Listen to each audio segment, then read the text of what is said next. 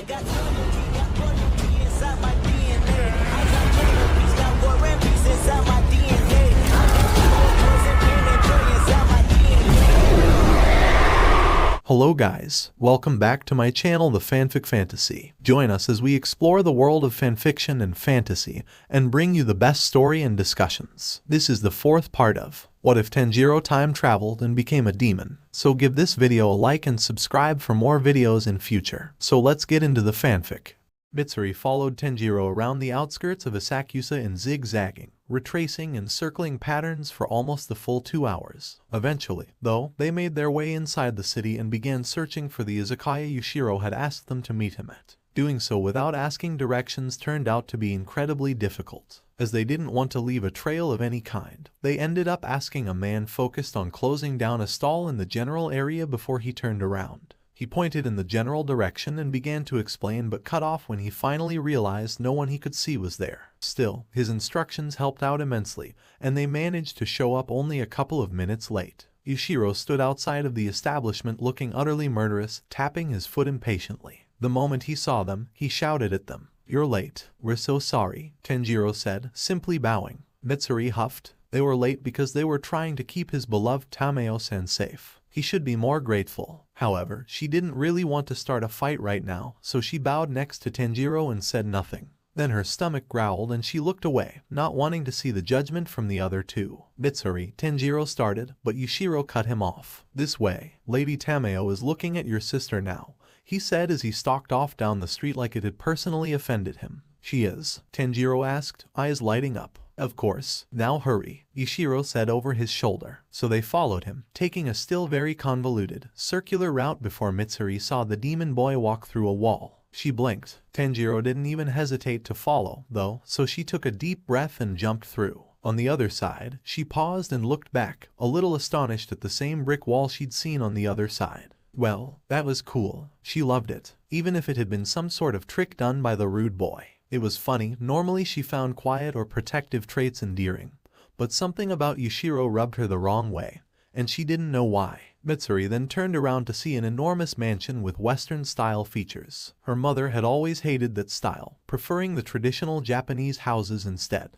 What a shame, because this was lovely. Not that she didn't love her own home, but still. "Oh, that's so amazing," she exclaimed. Tanjiro smiled at her. Yushiro scoffed. Mitsuri ignored them and kept whirling around, taking in everything she could see. Once they reached the front door, Yushiro turned to them, holding out his hand. "I want my papers back." Mitsuri didn't roll her eyes, but it was a near thing. She did place the paper gently in his hand, as did Tanjiro. The demon boy simply nodded in satisfaction and placed the papers in a pouch at his waist before he turned and walked inside. Tanjiro and Mitsuri followed. Once inside, she closed the door behind her and turned to see a very interesting setup. Long, narrow internal hallways connecting rooms instead of multiple rooms that could be turned into long passageways if necessary. Somehow it felt stable and she found she rather liked it. Maybe she'd get a house like this one day when she finally got married. Tanjiro and Yushiro had already headed down the hallway and towards one room in particular. Yushiro went to open the solid door, like the one at the inn instead of the typical wood and paper doors she was used to. It didn't open. Just a moment, a voice called from inside. Mitsuri didn't recognize it. She did hear a conversation, though it sounded too quiet to make out specific words. After a couple of seconds, Mitsuri heard someone approach the door. It opened to reveal a very pretty woman in traditional Japanese clothing. Yushiro bowed immediately. "Tameo-sama," he said, and honestly seeing him like that gave her the first truly positive impression she'd had of him all night. It was obvious he was completely devoted to this woman. While she already thought he took it too far, it was still kind of adorable. The woman, Tameo, opened the door further. "I am Tameo," she said with a bow. "No family name." "Interesting." Then Mitsuri realized she'd introduced herself for her sake because Tanjiro bowed and said, "It is good to see you again, Tameo-san." Mitsuri didn't squeak, but she did jump a bit and then bowed herself. "Kenroji Mitsuri," she exclaimed. "Nice to meet you." "A pleasure to meet you, Kenroji-san," Tameo said with a soft smile. Out of the corner of her eye, she saw Yushiro scowl, but he didn't say anything so she didn't comment. Then Tameo's eyes fell on the body Tanjiro had been carrying for the last 2.5 hours. "And who is this?" Tanjiro glanced at Mitsuri, suddenly looking nervous. Mitsuri was torn between being annoyed and cooing at his cuteness. This was his contact. She'd let him take the lead to see exactly where this would all go. so she nodded grimly and hoped he'd interpret that however he needed to. He returned the nod, looking firmer now, and took a deep breath as he turned back to the woman standing in the doorway. This is Akaza, also known as Waxing Moon 3. Tamayo's eyes widened a little, but not in surprise. Mitsuri wasn't sure what made the woman react, but it wasn't that, she was sure. So, it's true, Tamayo said, reaching out to touch the demon, but pausing before she made contact. Nezuko-chan says you are positive he will not wake for a while yet, and Muzan can no longer sense him. Tanjiro nodded, this time more firmly than before. How do you know that? She asked curiously, and the nervousness from before returned, although he tried to hide it. I don't know, he said. Tamayo's eyes widened again.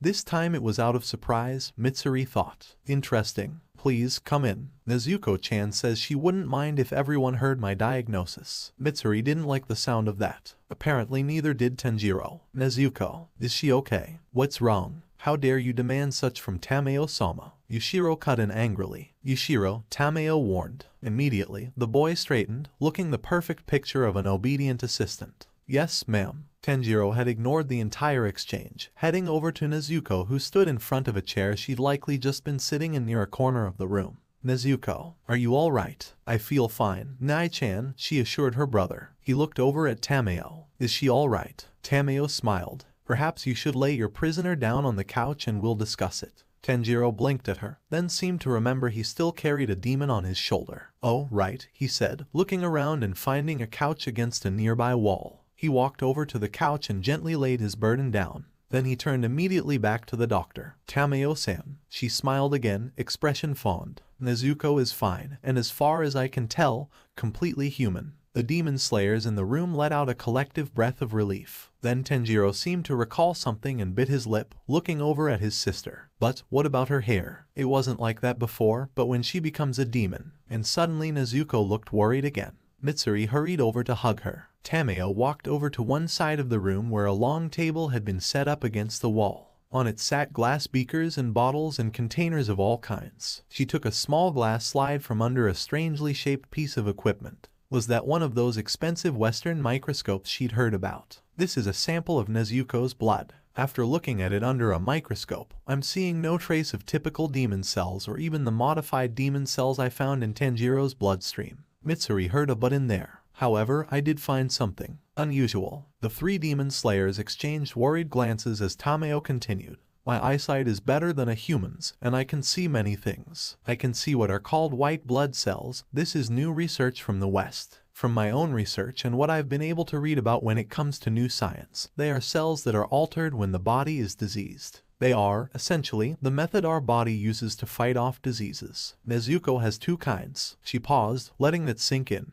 What's more is that they are coexisting in the same body. Because I do not have a sample from before yesterday, I cannot tell if she had them before or not, but the second kind of cells that I have not found in any other human are fewer in number and most certainly demonic in nature. Mitsuri felt her stomach drop, but Tamayo looked thoughtful for a moment. Or, should I say, anti-demonic. Wait, what? Mitsuri, Nezuko and Tanjiro all yelped at the same time. Tamayo shook her head. I couldn't begin to guess as to how this happened, but I have reason to believe that Nezuko is, at the very least, resistant to demonic cells, and thus a demonic transformation. Mitsuri just kind of stared in flabbergasted shock. Nezuko didn't seem much better. Tanjiro spluttered like he didn't know what to say, and even Yushiro looked surprised. But she almost transformed just days ago, Tanjiro said, looking like the very words pained him. Tamayo nodded. I believe that is part of why she has these cells, although I cannot be certain. You targeted the cells and burned them out of her. Combine that with whatever has led your family to be able to resist them in previous lives, and I believe that made a sort of anti-demon cell.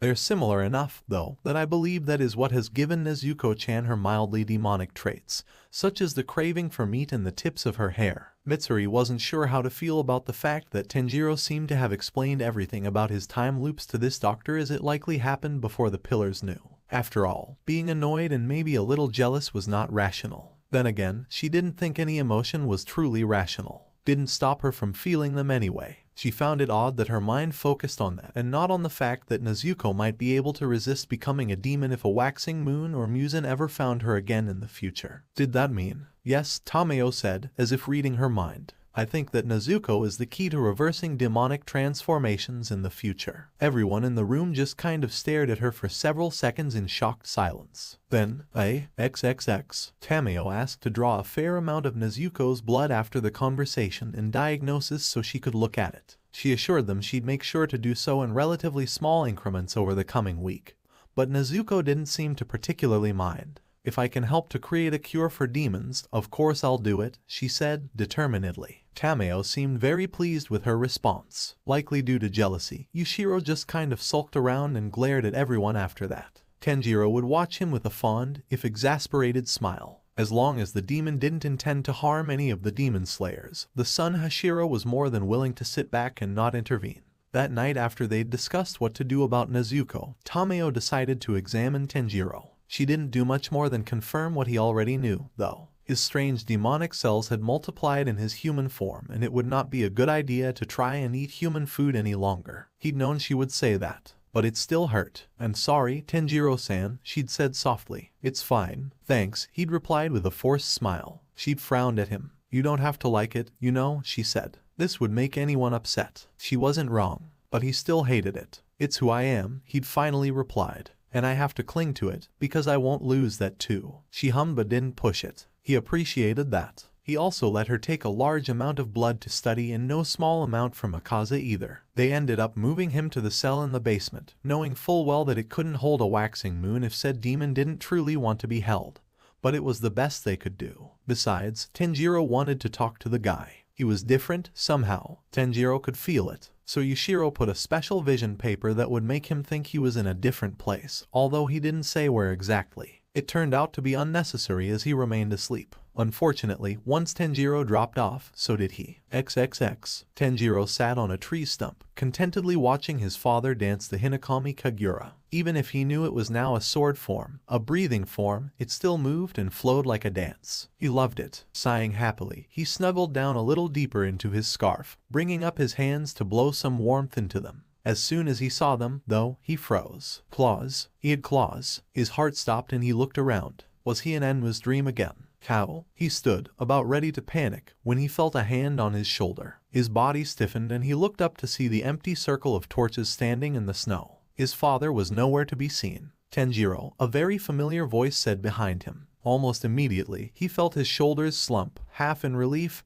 half in shame. He didn't say anything. One good thing about the loops had been that his father would never see him as a demon. "Oru-san," he whispered through fanged teeth. "Hold your head high." Tanjiro blinked, eyebrows furrowing in confusion. "What? Why? You are willing to do so much to save your mother and siblings, especially now that I cannot be there. It is not an easy life that you have chosen, but it is an honorable one, even if it has such dire consequences." Tanjiro felt tears come to his eyes. "I hate this, too-san," he whispered. "I feel like I'm losing, like I can't win. And it's so hard to look everyone in the eye after what happened in the last loop. He made me do so many horrible things. He made me kill people, demons, slayers, and civilians. He made me eat." And he still couldn't say it aloud. But he knew his father knew what he was speaking about. And part of me still enjoyed it, still liked the taste. "How can you say I'm not a horrible person? A monster? Oh, my son." Arms came around his shoulders, strong and supportive and so warm. Tanjiro cried more. "You always hold yourself to such impossible standards. Know that I believe you have done the best you could with the cards you were dealt. I wish you hadn't been made to go through such horrific experiences. But you weathered them and have managed to do what no one else could.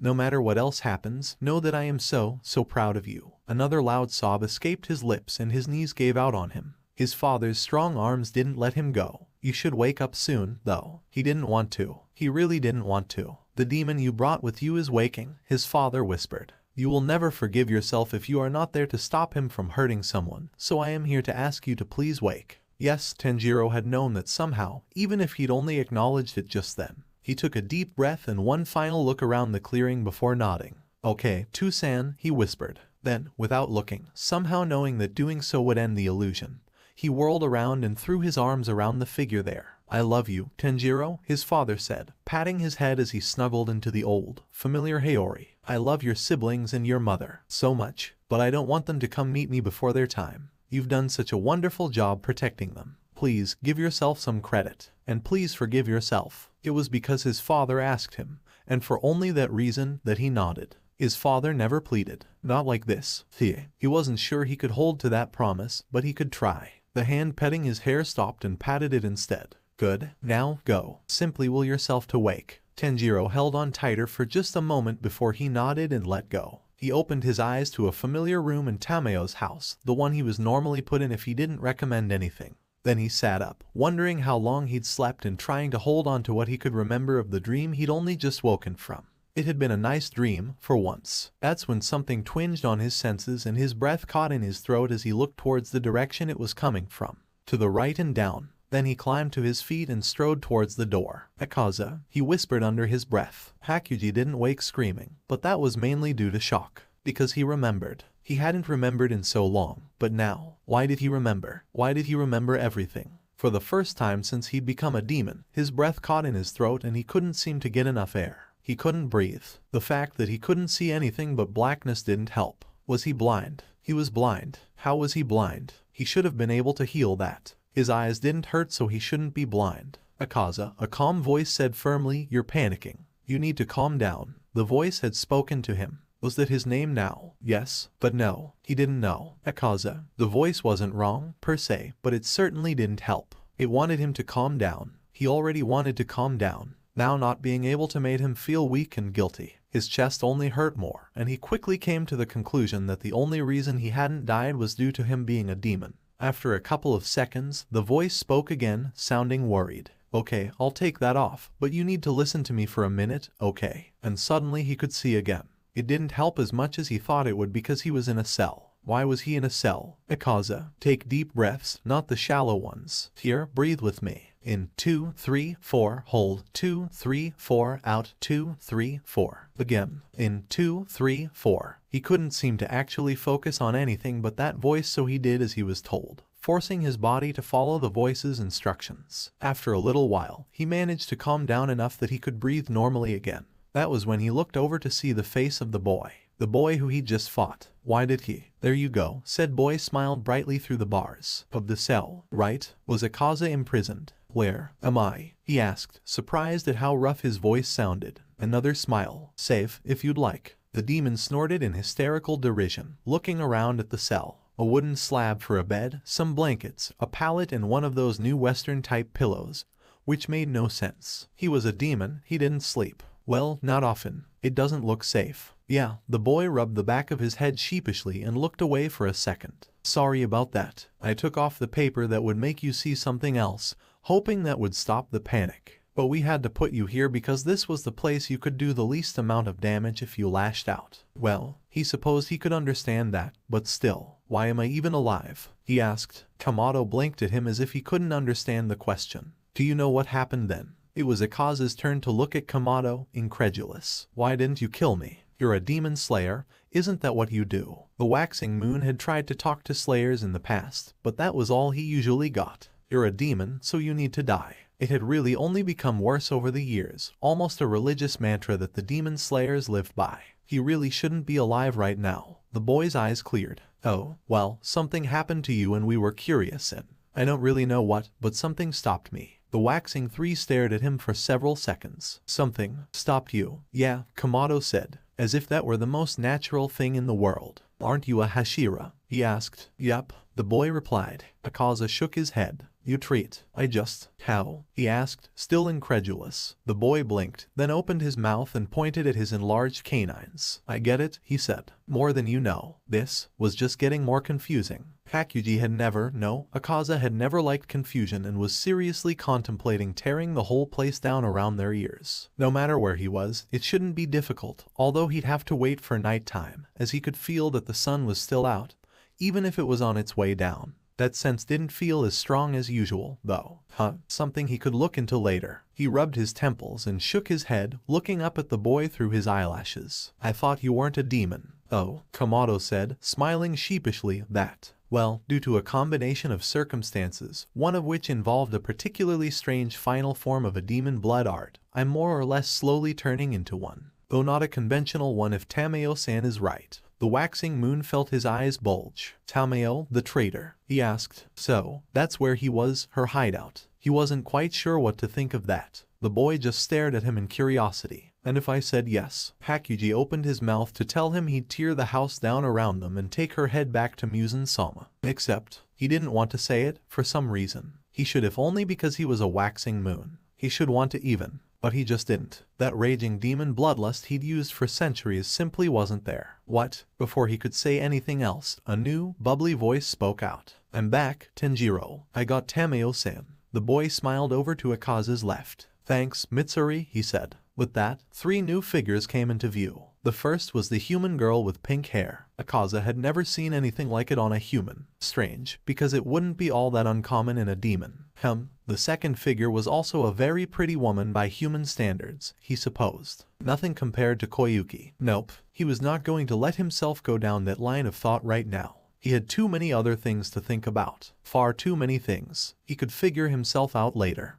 Akaza looked to the third figure, but they remained on the other side of Tameo and he could only really sense that they were a demon. He couldn't get any more information at the moment, so he turned his attention back to the 2 women. So, he said to the older-looking woman, "You're the traitor Tameo." She didn't so much as flinch, although the demon beside her finally made an appearance. Light green hair and angry, purple eyes that looked about ready to tear him apart stuck his head out to glare at the waxing moon. He briefly wondered, out of sheer habit, if the kid would actually fight him and give him a decent one. However, the boy didn't speak. The woman did. I am, she said. Akaza opened his mouth to go into how doomed she was and how he'd return her to Muzan-sama. If he forced himself to start in, maybe everything would return to normal, but the pink-haired girl spoke before he could. Why does he look different, Tameo-san? The demon frowned. What do you mean, different? The pink-haired woman stood straight, looking taken aback. Tameo, on the other hand, only raised an eyebrow. Yashiro, she said calmly, please fetch a small mirror for our guest. The demon boy by her side immediately straightened.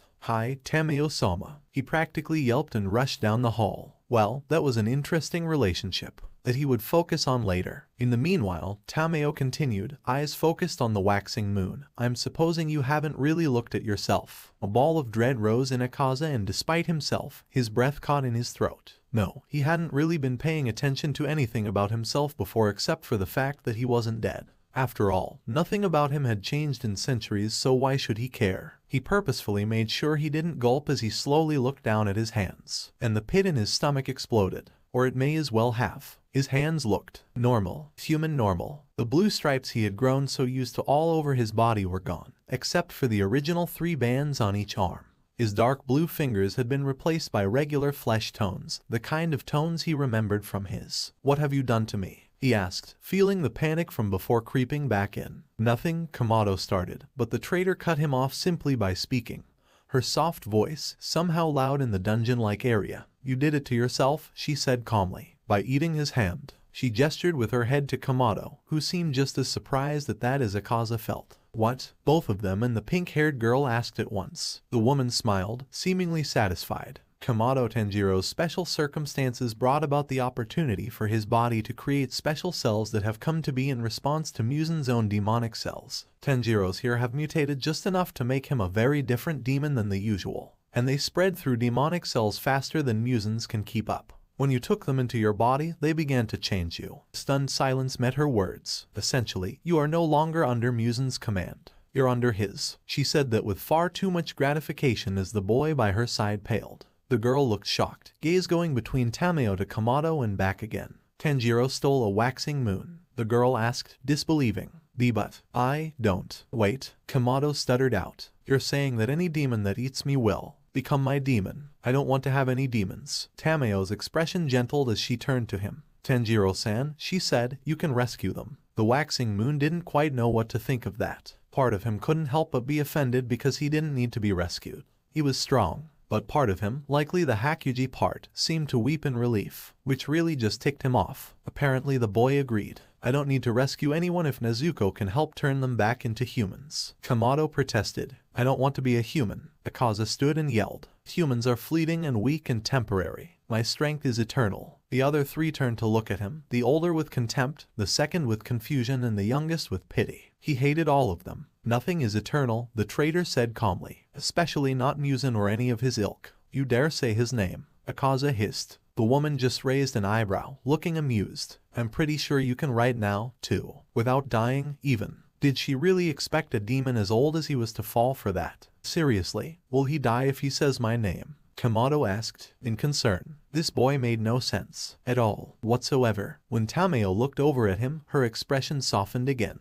I don't believe so, Tanjiro. Not unless you wish it, in any case. Akaza felt his blood freeze at that and his gaze turned to the boy, who looked about as horrified as he felt. The pink-haired girl too, for that matter. Why would I do that? Kamado asked, as if the thought would have never crossed his mind. A part of Akaza began to relax a little. Tameo just smiled wider. I thought that might be your answer. The pink-haired girl seemed thoughtful while the boy looked a little shocked at that. But then Kamado shook his head. Why would you think I could do that? He asked this time, sounding almost hurt. The woman shrugged. Because Muzan can. Silence. Wait. Kamado looked pale again. You think I'm... He stopped as steps came down the stairs and the demon boy appeared at the bottom, a small mirror in hand. Tameo-sama, he said, rushing up to her and bowing. Please forgive how long it took, but I have the mirror. The demon woman smiled again and nodded at Haku, Akaza. Show him. It really doesn't matter, the waxing moon insisted, hoping he sounded more nonchalant than he felt. He really didn't want to see his reflection right now. How dare you refute Tameo-sama's kindness? The boy practically shrieked. Before he could launch himself at the cell bars, though, Tameo spoke tiredly. Yushiro. The boy immediately froze. Yes, Tameo-sama, he said. Funny, even though she seemed to have this boy's loyalty completely and utterly, she almost looked like she didn't want such attention. Muzan would have demanded it. He mentally kicked himself for such traitorous comparisons and banished the stray idea to the back of his mind.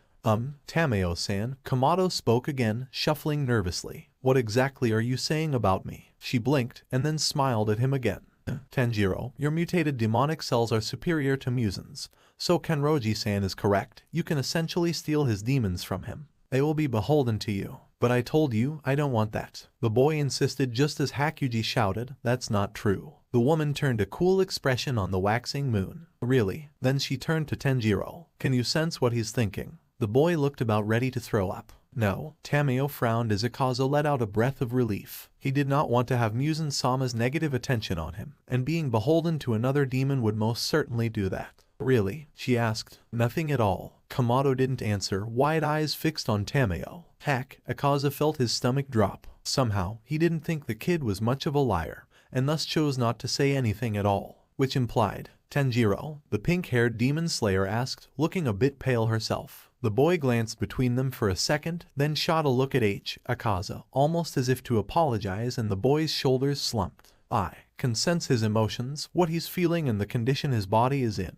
If something were cut off or stopped working, I'm sure I could tell. And then he squatted down, letting his head fall into his hands. The waxing moon just stared in a sort of shock. Oh, Tameo sounded interested and vindicated, the traitorous witch. What is he feeling right now? Kamado frowned, but then seemed to fall into something resigned as he took a deep breath. It's complex. He turned to the demon in the cell. You don't believe us. Or, more like you don't want to believe us. You still mostly want to be loyal to Muzan. Though I don't know why. Because he's strong. Akaza growled, his fists at his side. Stronger than anyone. Stronger than most people can dream of being. And most certainly stronger than you, he spat at the kid. Tameo scoffed. And the fact that he gained that strength by running away from anyone who remotely posed a threat for almost 1,000 years. Akaza felt the world sort of stop for a second before he shook his head. No, you're lying. She scoffed again, this time sounding somewhere between pitying and amused. I've been around for about half that time, give or take a couple of decades. That was too nonchalant. Somehow he knew she knew exactly how old she was, but didn't really care to tell him. I have hated that man since I remembered what he made me do.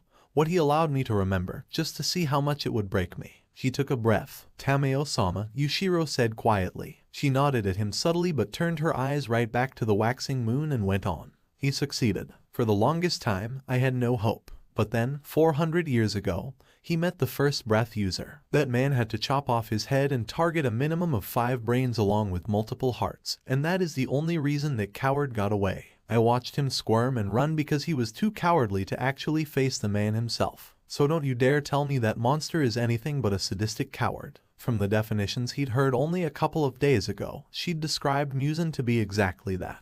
Akaza couldn't wrap his head around it. The demon who had always seemed so So untouchable. She's not wrong, Kamado said quietly. Surely. All he cares about is his own existence and how much he can hurt other people to fulfill his sick pleasure quota while he sends other people out into danger in his place. You can't tell me you haven't noticed, Akaza. I know you're not stupid or unobservant. He had noticed, but it was up to any leader of a group to delegate. It was only smart. And yet, he remembered when Dauma hadn't been waxing too, how there had been a group of pillars who had cornered the former waxing too, and Muzan. Muzan had come out of it alive. No one else had. Muzan, at the power he boasted, should have been able to handle it. Without even breaking a sweat, he should have been able to get both him and his servant out of that situation. So why had he run? Why had he left his former waxing moon behind?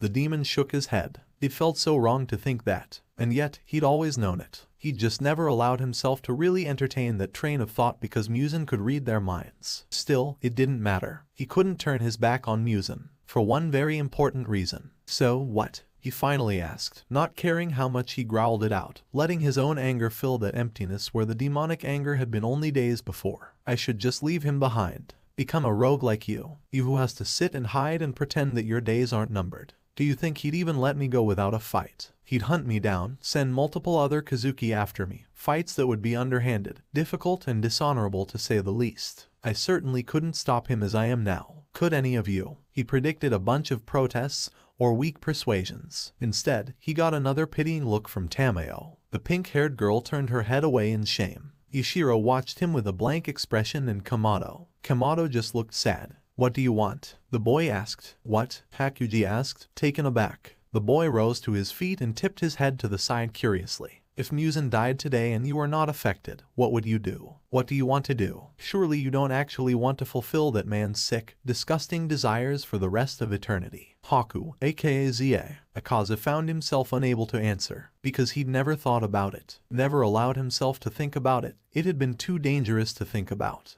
I want to get stronger was all he said. Kamado smiled. I understand that. But why? He sounded so genuinely curious. Again, Hakuji couldn't think of anything to say immediately. Why wouldn't I? He asked. The idea of not getting stronger felt so foreign to him, even as a human that had been his goal. But then he'd wanted to take over his master's dojo and teach, like his master had. Did he still want that? To teach? Because he obviously couldn't take over any dojo. But who would he teach as a demon? So, why did he want to get stronger? To show up Dauma? Sure, although that would likely take a long time and far more meals to achieve. And eventually he'd like to challenge Waxing One as well. That was, of course, assuming that he could catch up with those two. And after that, Muzan himself. Just to prove he was the strongest. He once again felt as if the world had been turned upside down and sideways, and Kamado just stared sadly at him. You don't know, do you? Once again, the world froze, and he was done. Done with the situation.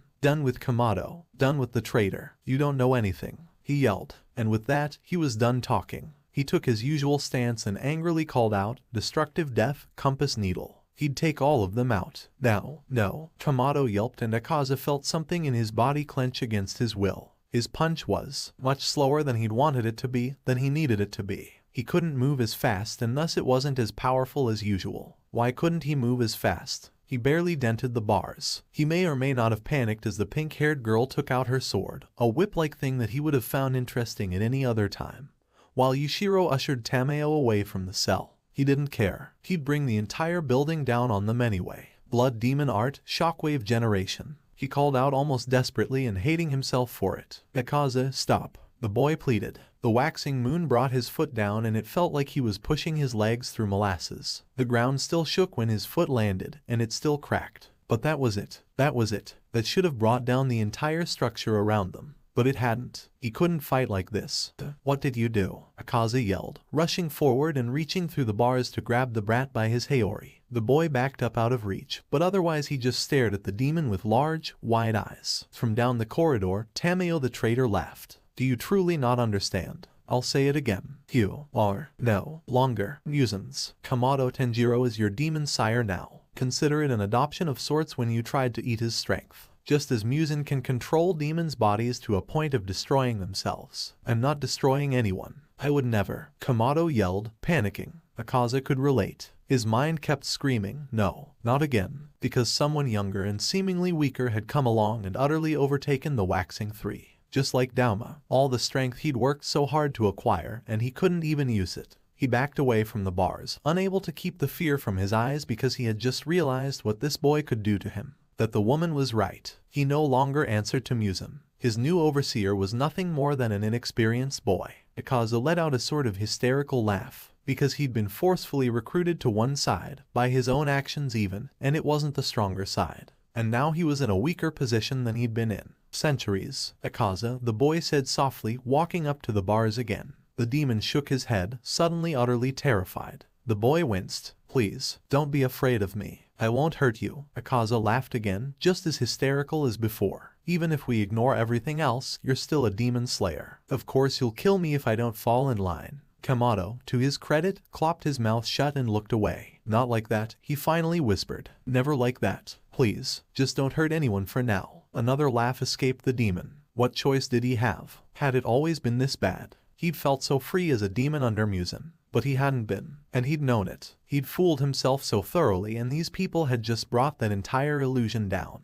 He had no delusions as to what would happen if he went back to Muzan now, even if he brought in the traitor's head. It hurt so badly to admit it, even just to himself, but he'd never really been free. He'd always thought he would be able to power through anything he came across, that the rules of the world didn't apply to him. But he'd been merely subject to another set of rules, and despite all the power he'd gained, he'd never been truly strong. Had he? As long as he was Muzan's demon, he couldn't catch up to the Demon King's strength. It was impossible, and even if it was, Muzan wouldn't let him. He was a slave, and he had been since he'd accepted Muzan's offer, and now wasn't any different. He'd always been too weak. With his father, with Koyuki and his former master, under Muzan. He'd been too weak then and he was too weak now. He'd only traded masters. What do you want? Kamado had asked. He wanted to live with Koyuki, he wanted to take care of her. She'd been so weak and yet she'd been stronger than him, she'd been forced to be just to keep living. Her strength had been different from his, and was something he'd never be able to gain as he was now. He wanted something he could never have. He'd never noticed how useless his entire existence was before. But now that he remembered, all Hakuji wanted to do was cry. And Akaza, for all his power, wasn't strong enough to stop him. He managed to suppress the sobs, but he couldn't stop the tears. And he hated himself for it. Kamado must have noticed because he shifted back and forth uncomfortably. There will still be a guard, but we'll, leave you alone. Mitsuri, the pink-haired girl, looked a little lost, but she nodded and followed the others until they were all out of his sight. She was still there, out of sight, and hadn't sheathed her blade. But they'd left him alone. As he finally allowed himself to fall to his knees, he wasn't sure whether he felt ashamed or grateful, and somehow thought it might be a little of both. Mitsuri felt like she'd been stuck in limbo. She was supposed to be training under Tanjiro and Nezuko's teacher right now, but instead she'd been sidetracked into what essentially came down to guard detail of a waxing moon and a potentially dangerous Hashira. She still practiced and trained, but it wasn't the same. Of course it wasn't. That had been why she was supposed to train with the water cultivator, so she could try something new. And she'd really been looking forward to it too. She'd decided that she wouldn't bring her disappointment up to Tanjiro or Nezuko, though. After all, she really was happy to help out friends and fellow demon slayers. It was just, they had captured a waxing moon. One that Tanjiro apparently had some strange, demonic power over. Worst of all was the fact that while the waxing moon did eventually calm down, it had been very strange to hear a demon either panicking or crying. She wasn't sure which and didn't think she wanted to know. It made him too human and fall asleep, so did Tanjiro. He slept for 2 entire days and nights before he woke again. The waxing moon slept longer, but that left Mitsuri, Nezuko, Yushiro and Tameo herself to guard Akaza. Mitsuri could definitely slow him down and at least had a chance at defeating him if he decided to escape once he woke up. The others, though, but she had to train, and she had to sleep herself, so they set up a rotating schedule where she would sleep during the day and guard at night. The first time Tanjiro woke up, he immediately asked after Nezuko, who had recovered from her near-demon transformation and subsequent small fry battles in Asakusa very well. He'd trained with her and then offered to take over guard duty from Mitsuri so she could train. She'd gratefully taken him up on the offer, and that was what led her to the yard in front of Tameo's large house. She sensed someone approaching her nervously and recognized Nezuko. The girl stepped up to her, wringing her hands. Mitsuri-san, drop the sand, please, she insisted as she put her head down on her knees and stretched her arms out as far as they could go. Mitsuri, do you think you could train me in your style? Mitsuri paused and turned her head to look up at Nezuko. The girl shifted again. It's just, I need to get stronger, and while I'm still doing all of my training, well, I saw how you fought. You're kind of amazing, Mitsuri Mitsuri, and I think I could definitely learn something from your style. With that, she bowed and the pink-haired pillar sat up. After a few moments, she took a deep breath and squeezed her hands on her cheeks. You are so cute, Nezuko-chan. Of course I'll train you, and maybe you can train me in some of your water style. The girl blinked and then waved her hands and shook her head. I've only just gotten to where I can use it consistently. T-tanjiro would be a better choice. Mitsuri thought about that for a couple of seconds before nodding excitedly. Okay, I'll ask him, but we can still spar together. Let's get started. The first thing you need to do for my love style is really limber yourself up. Let me go get some rocks so we can prop your feet up on them and I'll push down on your back. Don't worry, we'll do it slowly so nothing gets too hurt. Start stretching. I'll be right back. With that, she ran off to find some good rocks and smiled when she found just the ones, hefting one of them over her shoulder, and the other she carried by her hip. Times like these when she was glad for her super strength. Nezuko saw her coming back and even in the moonlight, she paled a little. Mitsuri didn't see why. She wasn't going to make the girl lift them as weights or anything. Although, now that she thought about that, it didn't seem to be a bad idea. Well, she'd really consider that later. For now, she dropped the stone on her shoulder with a loud plop into the dirt, then set the other one down just in front of Nezuko's left foot. Then she situated the other in front of her right. Scoot forward, Nezuko-chan. Almost hesitantly, Nezuko did. Now prop each foot up on a stone. Yes, exactly like that. Now reach forward. The girl did as she was told, reaching forward and wincing a little. Oh, she didn't know the meaning of the word stretch right now. I'm going to push a little on your back, Nezuko, she said happily. Stretch until you can't go anymore and we'll hold it to the count of 30. She waited until Nezuko gasped before she stopped, hearing the girl grunt. Breathe. Make sure you keep breathing as you stretch. If you can't do constant concentration breathing yet, then just make sure you breathe steadily. Nezuko began to do so. They sat there for several seconds before Mitsuri finally let up. Then she smiled as the girl slumped. Constant concentration, the Mizunoto asked as she slid her legs off the rocks. Oh, you wouldn't know about that, would you? Well, constantly using your concentration breathing is one way to really step up your abilities. It conditions your body to be in top shape at all times and you tend to be able to fight better. The girl blinked. Oh, she said. Mitsuri just smiled. Start slowly for now. Use your concentration breathing in battle and when you're traveling and before bed. Do so until your lungs hurt. Then stop. You don't want to push your body too far too fast. Speaking of, let's get your back more limber. Have you ever tried to do a back bend? Nezuko gulped. XXX. Snow fell around him gently as he strapped on the basket full of charcoal. Children, his siblings, practically clambered around him, begging to come with. He could almost physically feel their love and adoration. Why did it hurt? He left them behind and trudged down the mountain. The sky overhead remained gray. Snow had covered the village in a layer of white. People he knew came out of the houses and asked him for help or to buy his charcoal. He wanted to sell as much as he could so his family could feast on New Year's. He didn't realize he'd forgotten to get the candy for his adorable little siblings until the shops closed. Frustrated, he finished selling everything he could and went to start trudging back up the mountain in the approaching dark. An old man, another face he should know, yelled at him to not do something so dangerous. He warned of man-eating demons. The old man insisted he come inside and stay there for the night, for his own safety. He left the next morning, thankful but eager to get home. It took him hours to get up to his family's house, but something was wrong. He could smell it and took off running. No. The door sat open. His sister, covered in blood, protecting the baby, both laying in the snow. He half ran, half stumbled up to the door, only to meet several pairs of dead eyes. His little brothers who had been so alive yesterday. His little sister, usually so snarky and protective, lay unmoving. His mother, all of them practically dyed red. He couldn't breathe. How had this happened? He fell to his knees. Had it been a bear? The tears on his cheeks made the cold bite even harsher than before. And why hadn't he been here to help them? Why? Hakuji woke, gasping for breath. Wait, when had he fallen asleep? And why? He hadn't needed to sleep in centuries. And what had that dream been about? Because he remembered his entire life, but had no actual memory of that scene, or anything related to it. The setting, the house, the people, the town in general, nothing. So why had he? Unless, had that been from Kamado? But, why? Why would he do that to Akaza? After a moment, he realized it couldn't be a memory from Kamado as reality,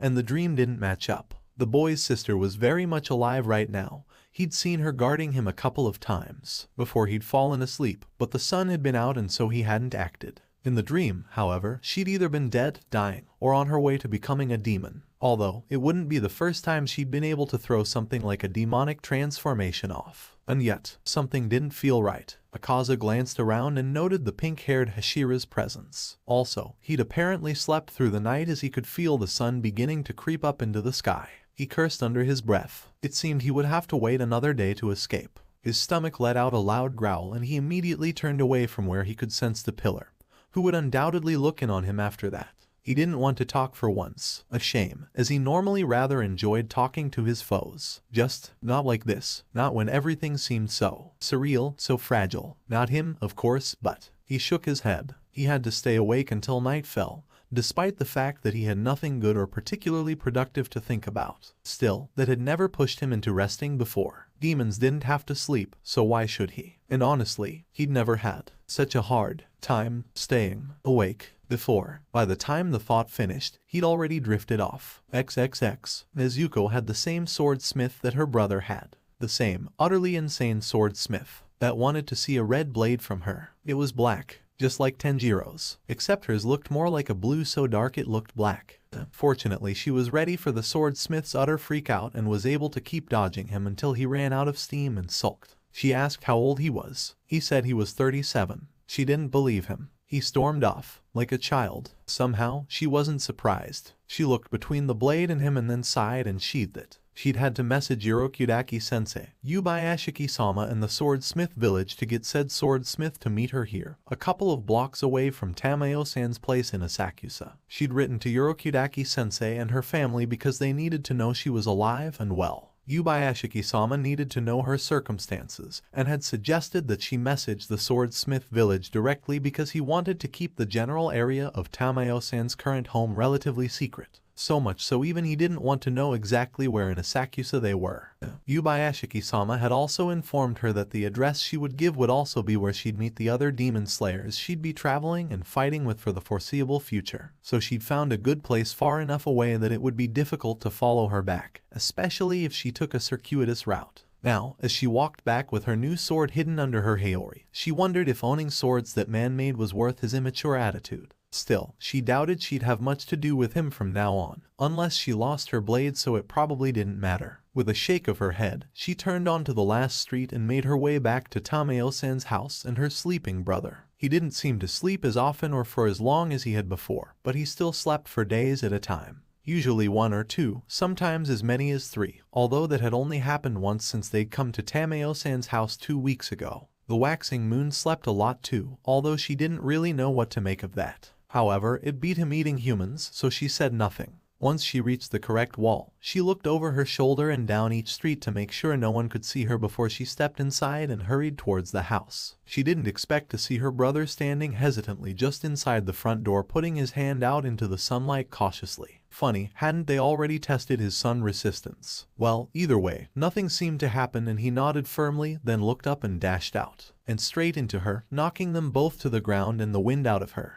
"And Nezuko," he said worriedly. "Tamayo-san said you came out here to get your sword. Why did you come alone?" The younger of the two huffed. "It's the middle of the day, Nai-chan. Besides, I can take care of myself. I've already taken out lots of demons when we were staying at the inn before. I'm fine." He sat back, allowing her to get up, and looked away, troubled. "I can't help but worry. You're my little sister." Nezuko huffed again, although this one was more fond. "Nai-chan, thank you for worrying about me, but I'll be fine." He frowned, but eventually nodded. "Yeah, you're strong, Nezuko. It's just, once Muzan sees you're not with me, he might target you to get to me. It's not like I worry for nothing." Well, he had a point, but she couldn't just sit back here and wait. Sit back and let him fight and destroy himself. Because he would. "I can't stay here, Nai-chan," she said quietly, earnestly. "Even if he sends Kazuki after me, I'd rather be out protecting that which I hold most dear. Could you just sit by in my place?" From the utter heartbreak on his face, he understood. She hated seeing him like that, but he shook his head, his own words just as quiet, pleading. "You don't understand how much stronger demons are than humans. The ones you've come across so far are. I've seen the waxing moons fight," she protested, although part of her recognized that he was right. She hadn't even been able to see them move. "And they almost turned you into a demon." he whispered. I never want to see that again, Nezuko. Now I'm resistant to that, Nai-chan, she replied. Tanjiro shook his head. He'll still come after you, she sighed. He'll do that anyway. Can you stop him if he comes directly? I have a better chance, he muttered, a little petulant. Nezuko huffed yet again. And I'll never get to that point where I can defend myself if you don't let me go. He leaned his head forward and rested it on her shoulder like he had that day he woke up 2 years ago. I'm terribly selfish, aren't I? He asked. She felt her own face soften as she put her arms around him. You want to protect me. I get that, Nai-chan. But this is my choice. Besides, Ubayashiki-sama is sending other demon slayers with me. I know, he whispered. Nezuko sighed, then she smiled. Spar with me, Nai-chan. He sat up, blinking at her in surprise. What? Spar with me again? He smiled. Always, but I don't know how it will help. You know most demons don't use swords, right? Her eyes narrowed. With the Hinakami Kagura, Tanjiro blinked. What? You've been sparring with me with the water style. That's great, but the Hinakami Kagura seems faster and harder and I need to learn how to see it. That's what will help me. Her brother opened his mouth, likely to object, but then closed it, looking contemplative. You know, I don't think I've ever actually sparred with that style before. Nezuko felt her grin grow wide on her face. There's always a first time, Nai-chan. Come on. With that, she pulled him to his feet and towards the center of the yard. He smiled. After this, you'll let me take a closer look at your new sword, right? Nezuko blinked, then looked down at her blade. It wasn't anything particularly special at first glance, but it was hers. Truth be told, she already loved it, as much as one could love a sword in any case. Of course, Nai-chan, but only if you really push me. His eyebrows rose, as if he hadn't expected that, but then his smile turned soft again. You're so strong, Nezuko. You always have been. She snorted, pushing down a blush. Not as strong as you, Nai-chan. He just cocked his head to one side, earrings clattering against his shoulders and neck. Agree to disagree. She frowned. What did he mean by that? He'd always been the strong one. So why did he think she was? It made no sense. But before she could ask any questions, he walked past her. Come on, let's go train. Pushing his confusing words to the side, she smiled and nodded, right on his heels. Yeah, XXX. Akaza woke to darkness again. He could see himself, his hands and feet and whatnot, but he couldn't see anything else, nothing more than an empty blackness all around him. He remembered waking up similarly before, and Kamado had taken something off of him. He felt around his body, then reached up to his eyes and found a piece of paper there. Instantly, he pulled it off. The paper tore and he could see the cell again. Hey, those aren't exactly easy to make. A voice from down the hall, the demon boy from before, if Akaza remembered correctly, spoke angrily. Carefully, the waxing moon threw his senses out and found only he and the boy were on the level. He only had this one guard at the moment, and said guard, no matter how good of a fight they might put up, was no match for him. He could tell that from the boy's fighting spirit. It was fierce, but not potent. Down the hall, the boy was muttering something about how this is what happens when crazy demon slayers decide not to do their job and actually slay Musen's demons. For the moment, Akaza ignored him, taking more careful stock of the situation. It was almost evening, he could sense. Maybe that was why he didn't feel that frustrating dichotomy his human memories had created. Or, well, he still felt it, just not as badly as before. He could still recall his memories as a human and as a demon. He just felt more whole, integrated somehow. Actually, thinking about it made the emotions stir again, and he very much did not want to deal with that right now. Because right now, he had his chance to escape, he realized. Kamado wasn't here to use whatever the heck he had already used on Akaza. The waxing 3, if he acted quickly enough and timed it right, could bring the house down, dig himself out and book it once the sun set. To where? The thought caught him short. Where would he go? Where could he even go? Even as Hakuji Akaza hadn't been much of a planner. He could and usually had some basic plan in mind when he approached things, but he'd tended to work best making things up on the fly. This, however, this would need some careful consideration. He hated to admit it, but he was at a crossroads of sorts. He knew his next decisions would be important. So he sat and thought through his options. He could run back to Musen-sama, but as much as it was his knee-jerk reaction and he wanted things to go back to the way they were, he knew they wouldn't. His returned memories alone guaranteed that. He'd known since his last conversation with Kamado. He also had to face the fact that Musen-sama couldn't sense him anymore. If he could, he'd have seen Kamado and Tameo and come for them. At the very least, he would have set up a trap. The fact that it was both of them would warrant Kokoshibo's involvement, and likely all of the remaining Kazuki at this point. And yet, here they were, at least 2 days into his imprisonment, and here he remained. hence Akaza drawing the only conclusion he could. Tameo was right, he wasn't Musen's demon anymore. He was Kamado's. He hadn't wanted to admit it at the time she'd said that to him, but he'd known then just as he knew now that if he went back to Musen, he would die. The Demon King would kill him. He could try and argue that he had not left by choice, but when had arguing ever worked against the progenitor of demons? Unless he brought something to the table that made him indispensable. Well, Musen didn't take risks. Akaza had known it and Kamado had made him acknowledge it. The Waxing Three had become a risk to Musen. It really hit him like one of Dauma's fans. He couldn't go back to Musen if he wanted to live. And that suddenly Akaza felt so lost. It made him feel weak. But that was ridiculous. He wasn't any less strong than he had been hours ago or even minutes ago. Was he? After all, he had tried to escape and had failed spectacularly. Unsurprisingly, that thought brought his anger back to a full boil,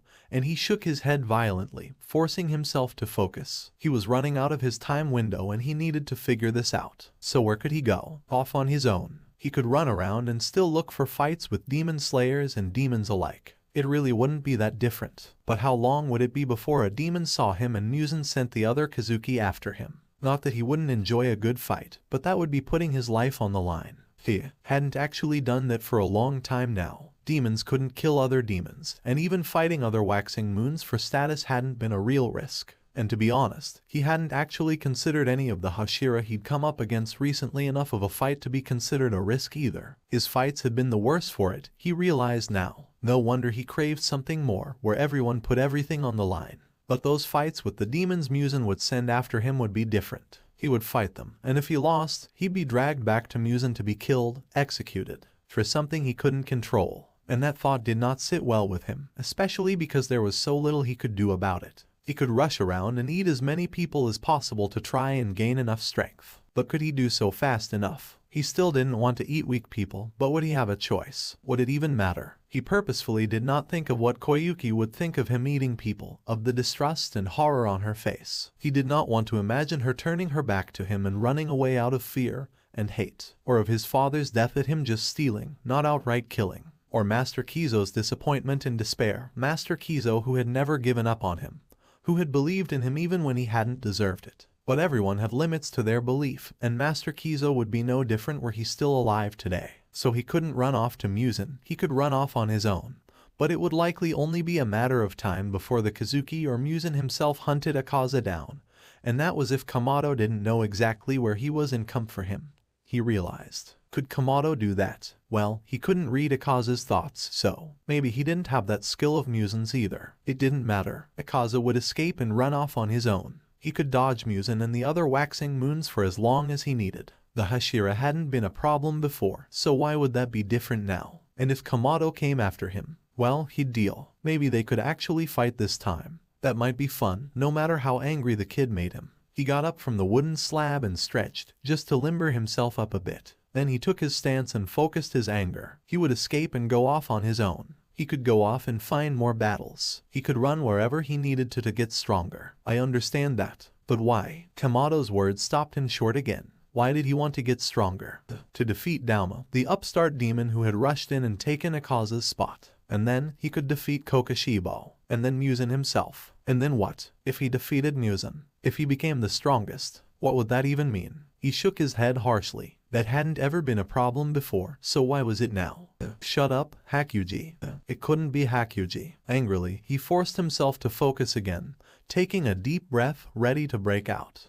Akaza blinked. You don't have anywhere to go. You also don't have a reason to get stronger anymore, and you know it. Kamado knows it. Musen probably knows it by now, may have even set it up like that in case you remembered. So why do you have to leave? Why go through this risk? You may not even escape if both pillars confront you, which is more than likely, especially on an empty stomach. You have no reason to put yourself through such a risky plan. You've been all over Japan looking for the strongest people to fight. Now you've found people like that who won't outright kill you just for existing. So why are you running away from them now? At least be man enough to fight them head on instead of trying to run away. You're acting out of fear of them. Coward. It wasn't another, separate part of him that thought that either. The truth of the words resonated with his whole being. No, he still yelled at himself. I am not a coward. Really. His mind answered back. Then answer Kamado's question. What do you want? He sat there in silence for several seconds before he felt his arms drop to his side and his legs straightening.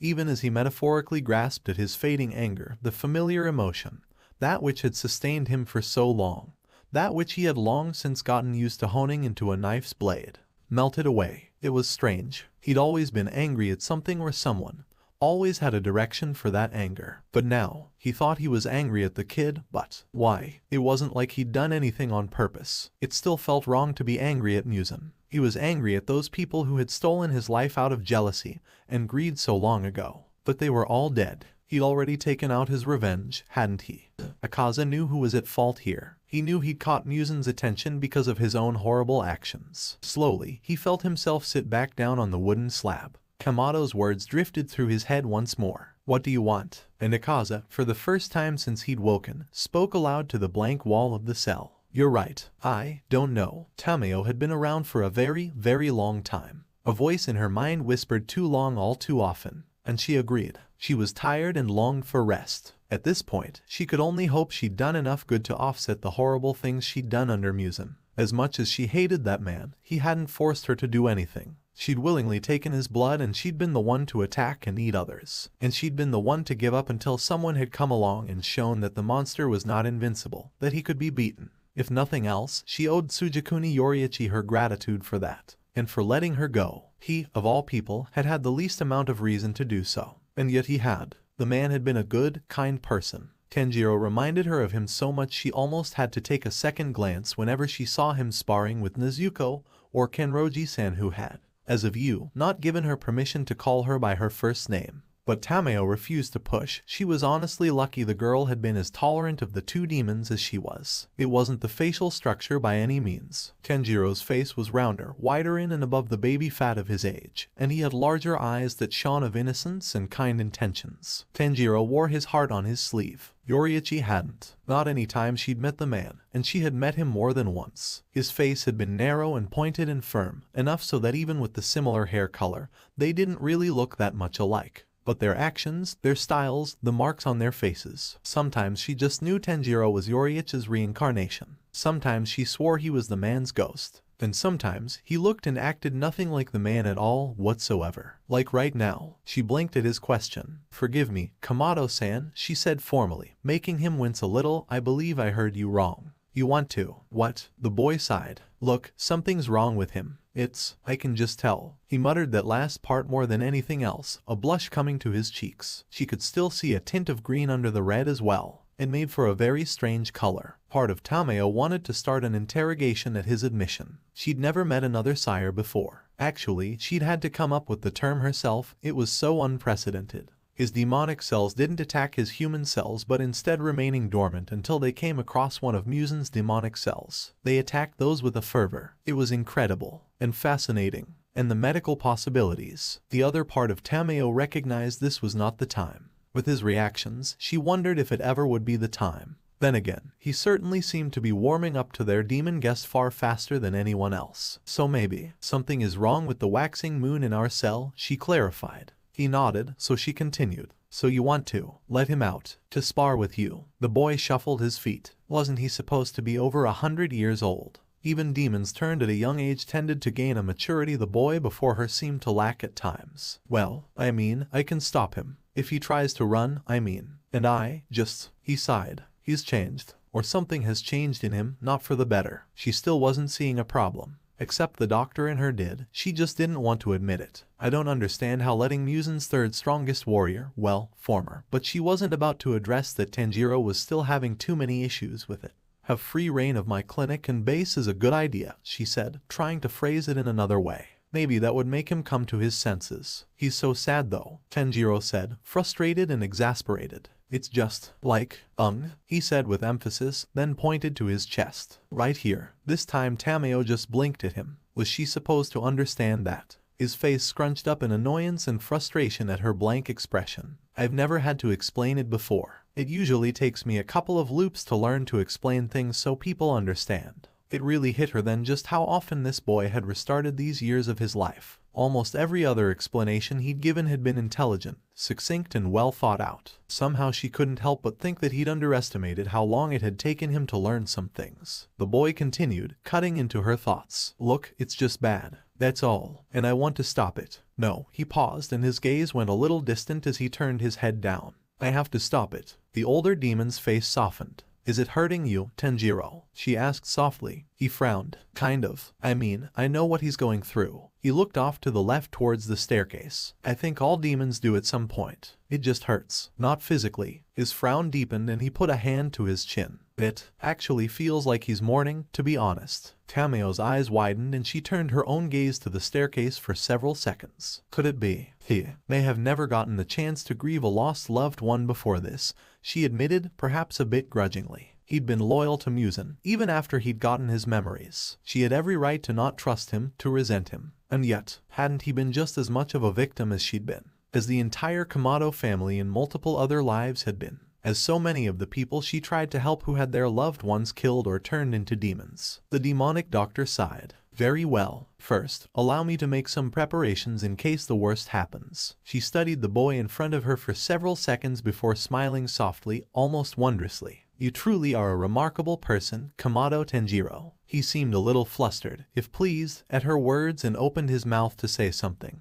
but cut off when Yushiro rushed into the room. I heard Tamayo-sama sigh. Who do I need to kill? Then his eyes focused on Tanjiro. You, he hissed, crouching as if ready to lunge. And now wait a minute, Tanjiro said, holding up his hands and backing away. The demon went to pounce on him but Tamayo cut him off. Yushiro, I need you to begin preparing for evacuation plan 14. The green-haired boy's eyes widened and he straightened, as if he hadn't been preparing to attack moments before. Will we be invaded? He asked. Tamayo shook her head. I don't think so, but I want to be prepared, just in case. Make sure each sample case has extra padding. Yes, Tamayo-sama, Yushiro said, then rushed out of the room without even giving Tanjiro a second look. Well, at least he was manageable. Evacuation Plan 14, Tanjiro asked after a moment of silence. Doesn't that involve you putting on gloves and simply walking out into the sun under a hat or umbrella? Tamayo couldn't help but be surprised that anyone besides her and Yushiro knew that. You will have to tell me the story behind your knowledge of that fact, someday, she finally said with a shake of her head.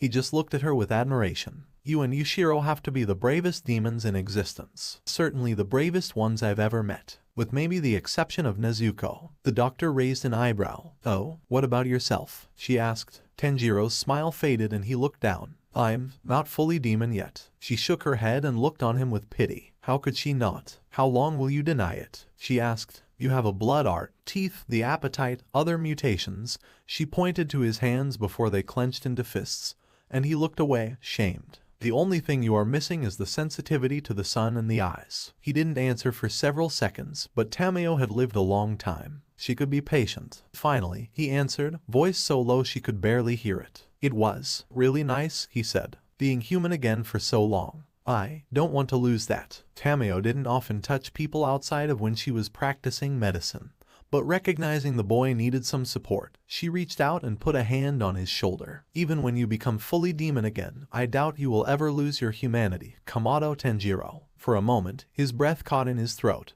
but then he looked up at her, eyes suspiciously moist. Thank you, Tamayo-san, he said softly. She just nodded, let her hand fall back to join her other one in front of her before walking past him. I will let you know when we are prepared for you to let him out. She didn't turn around, but she did hear his clothing rustle when he bowed. Yes, ma'am. Tamayo smiled. XXX. Hakuji. Akaza woke to the sound of Kamado and the pink-haired pillar speaking. Okay, you go out and help Nezuko and I'll watch Akaza. Then you get some rest, Mitsuri. A chuckle. I'm pretty sure Yubaishiki-sama sent me with you first because he knows I trust you. A snort from Kamado. Probably. Shinazugawa would have tried to take both mine and Nezuko's heads, let alone Tamayo and Yushiro. I don't even want to think about what he'd say to me asking taking over watch duty on Waxing Moon 3. Another amused noise from the woman. He'd probably accuse you of siding with the demons, again, and try to convince us how you just want to break Akazuki out of jail. I mean, don't get me wrong, Shinazugawa's not exactly bad looking, okay?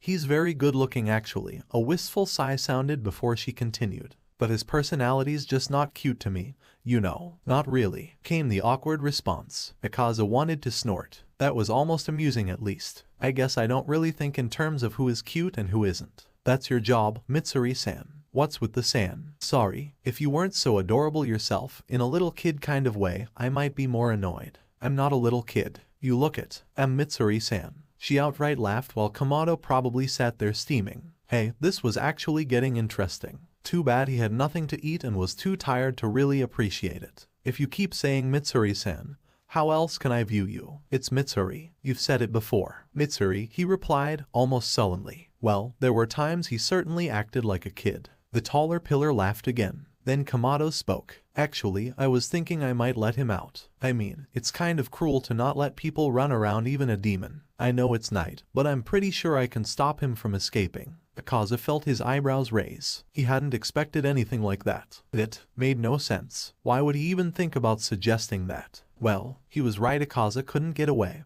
or do any real damage. Not with Kamado right there. He still wasn't entirely sure he wanted to try. The pillar, Mitsuri, he supposed, seemed just as surprised, if far more hesitant. Have you spoken with Tameo-san about it? A short pause, then, yeah. Tameo-san says she's fine with it and is making preparations. That woman is very slippery. He can try to get her himself, but she'll find a way to escape somehow. She's surprisingly good at that. I've seen her walk out in sunlight under an umbrella. A pause. It was kind of awe-inspiring. She's so dedicated to bringing Muzan down and staying alive until then. Akaza frowned. That should make him upset. But he just felt so tired of everything right now. That really wasn't usual for him. Was that the change in his body? He could feel it now that he concentrated. Or maybe it was the whole situation. The realizations he'd come to recently. And why was he so tired? Wasn't sleeping supposed to help that? Well, I'll see you then. Just be careful, Tanjiro, Mitsuri said. Then Akaza heard her rush up the stairs calling out, Nezuko. Shaking his head, the younger pillar came into view, starting a bit when he looked over and saw Akaza watching him. Oh, you are awake. Akaza rolled his eyes. You knew I would be. The boy shuffled and looked down.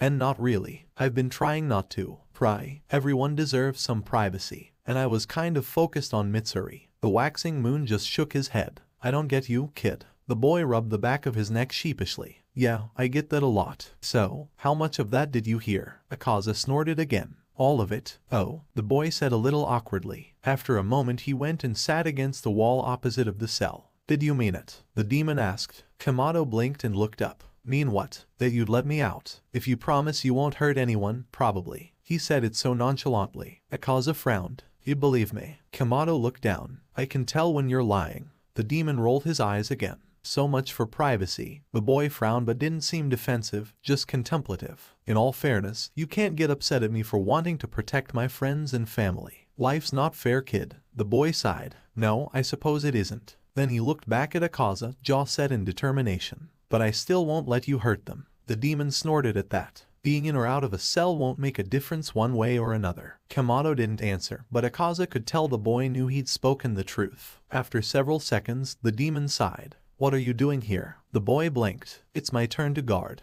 Akaza rolled his eyes. I mean over here. Why try to talk to me at all? No one else has. He may or may not have muttered that last part half to himself. Kamado smiled. You felt calmer and different. The demon clenched his fists. He really hated it when the kid did that. Had Muzan just read their thoughts like that but kept it to himself. He repressed a shudder. He'd known the man could. But this felt different somehow. No, seriously, what do you want from me? You said you'd let me out, in exchange for what? At least name your price, kid. Maybe hack. Akaza had just liked knowing where he stood. And with Muzan, he always did. With this kid, not so much. Well, I am glad you're doing better, and I did want to let you know that. But I was also curious if you thought about my question. What do you want? He didn't want to let the boy know he had thought about it. Far too much. He'd even acknowledged his answer. He wanted to live with Koyuki and Master Kizo in their dojo. He honestly couldn't decide whether having his memories back was better or worse than before. He was leaning towards worse, and yet, he never wanted to forget Koyuki again. Or Master Kizo. Or father. Nothing I can have, he muttered aloud. Even getting stronger seemed so much less important now. Still somewhat desirable, but I'm sorry. The words drew Hakuji back to the boy sitting in the hallway looking grim. What for? Akaza asked, confused and a little annoyed. Kamado bit his lip lightly, causing his canines to show, but he still didn't look menacing in the slightest. You remember, don't you? The waxing moon wasn't sure how the boy had figured that out with just a couple of emotions and a vague sentence, so he narrowed his eyes and didn't answer, even knowing that would be answer enough. That pain. Demons don't seem to feel much pain unless they remember their pasts. Akaza didn't know how the kid could have known enough demons to figure that out, but he didn't particularly care at the moment. And the kid wasn't wrong. Yeah, he finally muttered. I do. The boy nodded. I'm glad. As much as remembering my fam. He paused for just a second, causing Akaza to frown. My father. As much as remembering my father hurts me, I wouldn't ever want to forget him. That pause had seemed highly suspect to the demon. He decided to file it away for later contemplation and went back to his own inner struggle. I'm not sure it's worth the pain, he finally said, looking away from the kid and at the blank walls of the cell. But I don't want to give it up again. The boy nodded in understanding, and Akaza was really starting to get annoyed with this general line of conversation. Sensing his mood, the boy wisely decided to change the subject. I had a thought. Do you want to stay here with other demons? That took Akaza by surprise. What? He asked, shocked. Well, Mitsuri, Nezuko and I spoke while you were asleep, and really, we don't know what to do with you. You're not still loyal to Muzan, right? He will kill you, you know. No, Akaza really wasn't. Not after his recent realizations. He'd finally had time to process the fact that if he went back to his former master, he wouldn't survive. The sense that he no longer had a connection to the progenitor of demons alone would get him killed. Muzan might be interested in whatever Kamado's cells had done to him, but the last thing he wanted was to be poked and prodded by that man. Besides, seeing everything now, the entire past with his memories intact, painted a very different picture than the world he thought he'd been living in. Still, he didn't particularly like this new picture either. And if I am? He asked, just to be difficult. It didn't work. The kid just nodded solemnly. Good. I'm glad. Akaza grit his teeth. That's really freaky, you know. The boy blinked, then his eyes widened and he looked down. Sorry. After a couple of seconds, he looked back up, curious. But, didn't Muzan do that to you all the time? The demon scoffed. Like I would know, kid. He probably did but didn't tell us. Oh, that makes sense. The sad thing was, it really did. And Akaza was getting tired of talking about this too. His fighting style, he could go on about, but his actual person and future, not so much. Time to turn the tables and get some of his own information. So, you've asked the question of me, so I will ask it of you. What do you want? He asked. The boy blinked, taken aback. Akaza wanted to smile. That felt like a victory. He wanted to, but couldn't seem to bring himself to, so he plowed on instead. You asked me what I want. Isn't it only fair for me to ask the same of you? Muzan would have killed him for a question like that. The boy just blinked again, but then recognition lit his eyes. Oh, well, I want what I've always wanted, to protect my family and kill Muzan. Akaza wasn't impressed. And after that, he pressed, sending Kamado's previous words right back at him. If he died today and you lived on, what would you do? The boy didn't even hesitate. He just smiled that all too enormous smile of his and said, live happily with my family. The demon blinked at that. Not very ambitious, are you? Kamado chuckled and rubbed the back of his head sheepishly. I suppose not. But then, why do I have to be? I loved my simple life with my family. I'd love the same simple life again. He rubbed his chin for a moment, pondering. I suppose if I had to choose something grander, I'd want to be someone who could help people. Vague. The kid shrugged. I hadn't really thought about it beyond that. But I do like helping people. That's why I became a demon slayer, after all. And the kid wasn't lying. The older demon watched the younger boy for several seconds before he decided to ask his next question. So why do you hate Muzan then? It didn't even register that he'd actually said the man's name without the sama at the end until he'd finished speaking. Once he did realize it, he winced. But nothing happened, right? No connection. He let out the breath he'd been holding. Kamado noticed something had gone on, but didn't ask or push it. Instead, he shut down so quickly. Akaza almost wondered if this were the same boy. He'd been bright and sunny before, emotional and forward. But now, this was the Kamado he'd witnessed the night he and Dauma had confronted him. This was the Hashira Muezzin wanted so badly. It was a little terrifying to witness such a fast and complete change. The very least of his sins, the boy said in a monotonous voice, was when he murdered people I care dearly for, a woman and her children. Akaza didn't let his breath catch, but he couldn't help remembering the dream. Still, he distinctly remembered thinking of himself as the older brother to everyone there except the mother. And then he did it again, and once he turned a woman's son. And the boy's face darkened even further and Akaza could sense his warrior's spirit rising. The things he makes people do for fun are unspeakable. There is nothing redeemable about him. He is evil incarnate and needs to be destroyed. They sat in a tense silence for several seconds before the boy seemed to realize where he was and his aura calmed. Sorry, it's a personal question, more like a landmine. Still, that change had been almost awe-inspiring. Hugh didn't strike me as the revenge type. The boy's anger almost completely vanished at that, and he looked down at his hands. Yeah,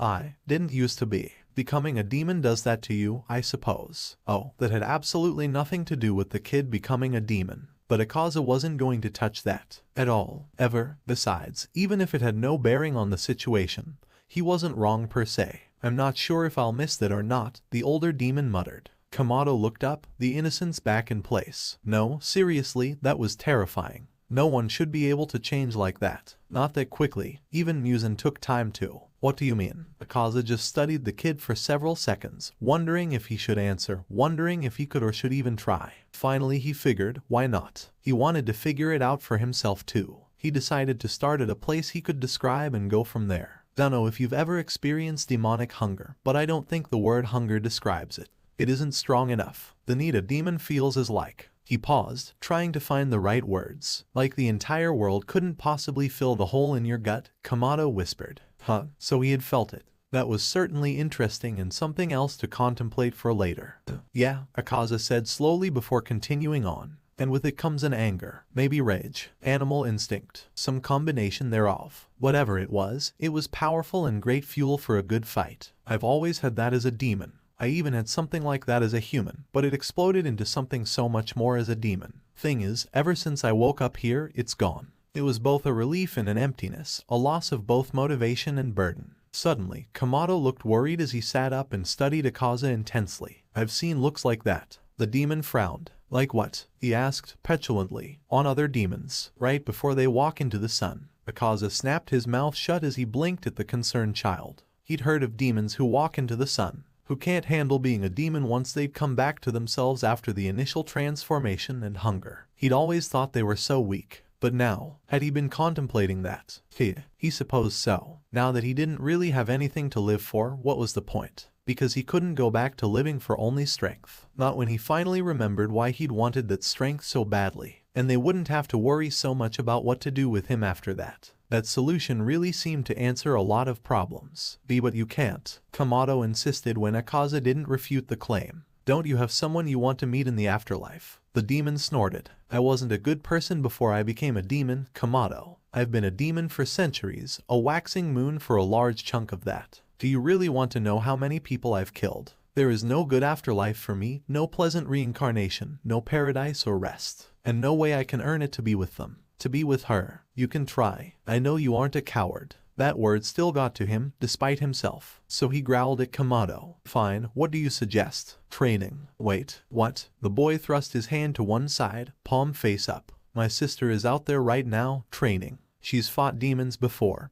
but only weak ones. Help her understand what it's like to face a stronger demon. Mitsuri too, and Yushiro hasn't had any formal training, but I'll bet he'd love it. And anyone else who would like to learn how to fight a waxing moon. Do you have any idea how many lives you could save with that? For several seconds Akaza just stared at him, unable to form words in his mind. Was this boy suggesting teaching? But why? Akaza would be a lousy teacher. He had no patience for weakness, he never had, and he'd only ever wanted to get stronger. Akaza honestly did not know what to say. He couldn't say it was an unwelcome thought, but he could say it was an unprecedented one. Who, in their right mind, would want Akaza to teach? Well, apparently Kamado Tanjiro.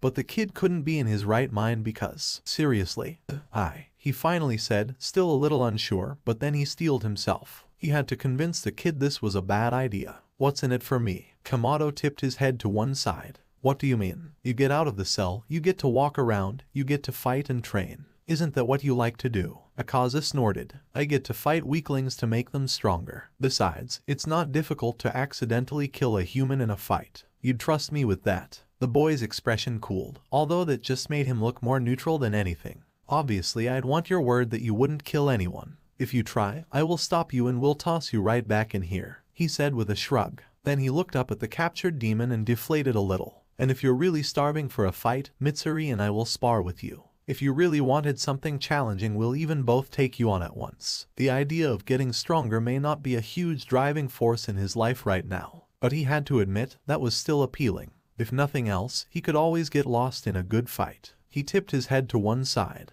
And you'll get me some blood or meat. The kid sighed, but nodded. And I will talk to Tameo-san about getting you some blood. Well, he supposed it was better than he thought he'd get. Fine, he said with a nod, you have a deal. I'll train your Nezuko and the demon boy without permanently injuring them. By the time I'm done, they'll be so much stronger, you won't even recognize them. Kamado just grinned, looking relieved. Great, now we just have to. Kameadio. A new voice cut him off. Huh? The boy said thoughtfully, that's actually good timing. The green-haired demon boy came storming up to Kamado looking murderous. For a kid with such weak warrior's spirit, it wasn't that bad, actually. How dare you put Tameo-sama in danger like this? I ought to. He held his hands in claws and bared his teeth.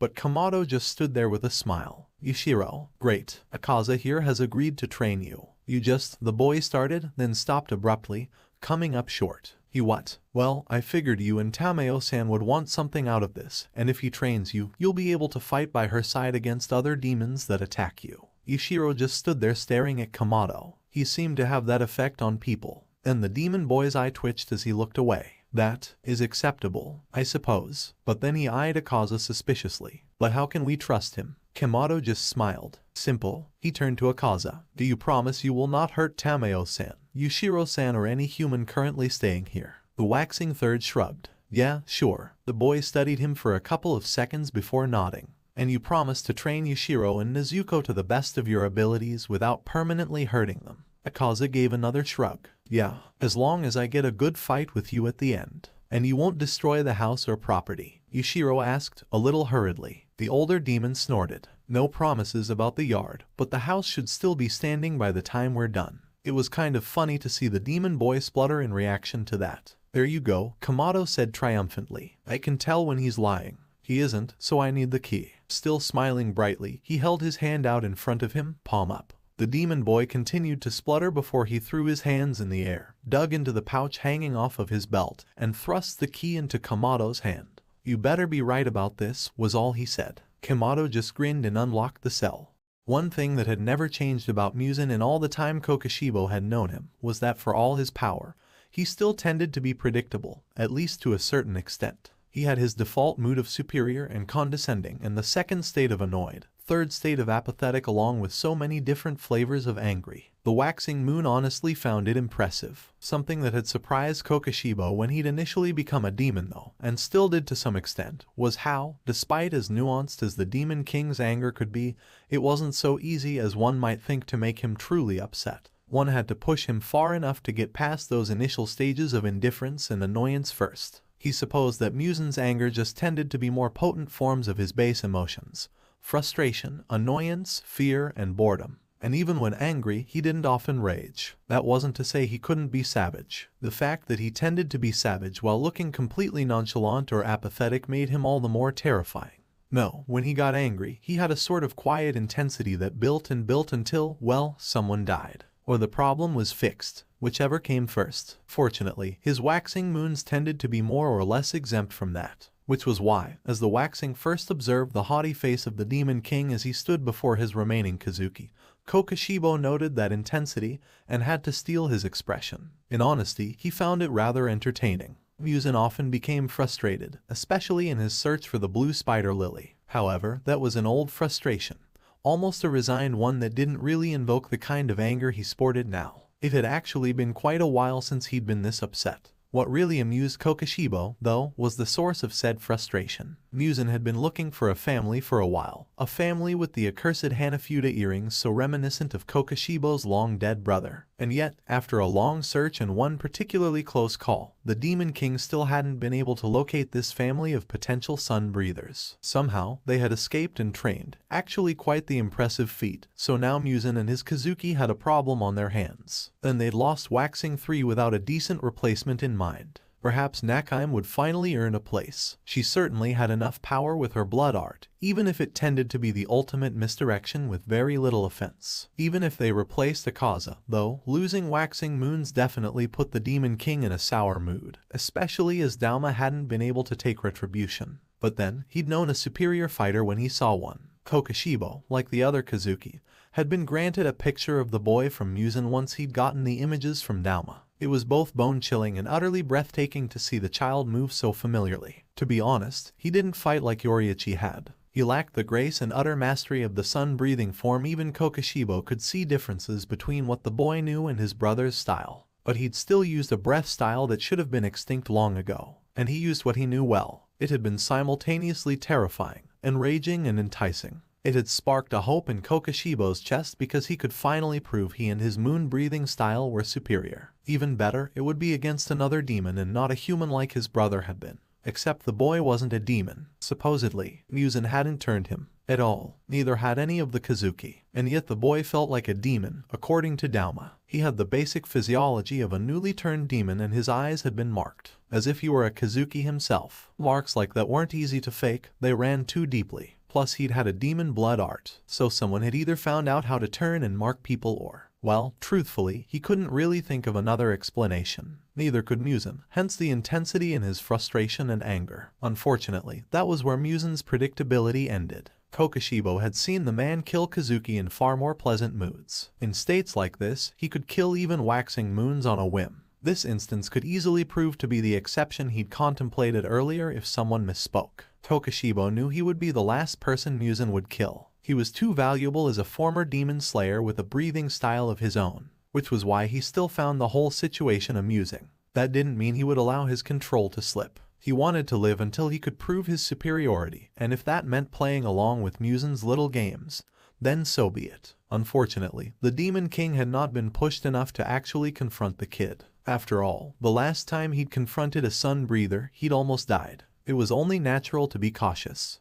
The result of the man's cowardice caution had all of the remaining waxing moons gathered in the Infinite Mansion while Muzan instructed them on what to do if they ever came across one T-tanjiro. Basically, they were to inform Muzan immediately, by any means necessary, and confront the boy or keep him in one place. At which point, Muzan would send in his strongest weapon. Kokoshibo, the Demon King said, turning to him. The ex-slayer gave his full attention to the king, tipping his head forward respectfully, 6 eyes all focused on his legs out of deference. He will be your responsibility once he is found. The waxing first would be lying if he said he hadn't been expecting that. He raised his gaze to look Muzan in the eyes, then nodded once in affirmation, not letting his anticipation show on his face. He was far too disciplined for that. If you cannot capture him, kill him, his lord said firmly. Kokoshibo nodded again. And the Hashira he was with looked to have gained a mark that had the waxing first frowning. The marks have been extinct since the generation after my brother, just like the sun-breathing style. Yes, Muzan replied, not looking pleased. And we must keep it that way. Kill her, all of you, and any other demon slayer with a mark. Dauma, ever smiling, raised his hand and waited for their lord to call on him. Yes, Muzan asked with narrowed eyes. He must know what the waxing too would be thinking. What do these marks look like? For a couple of seconds, the Demon King remained quiet, contemplating the man in front of him.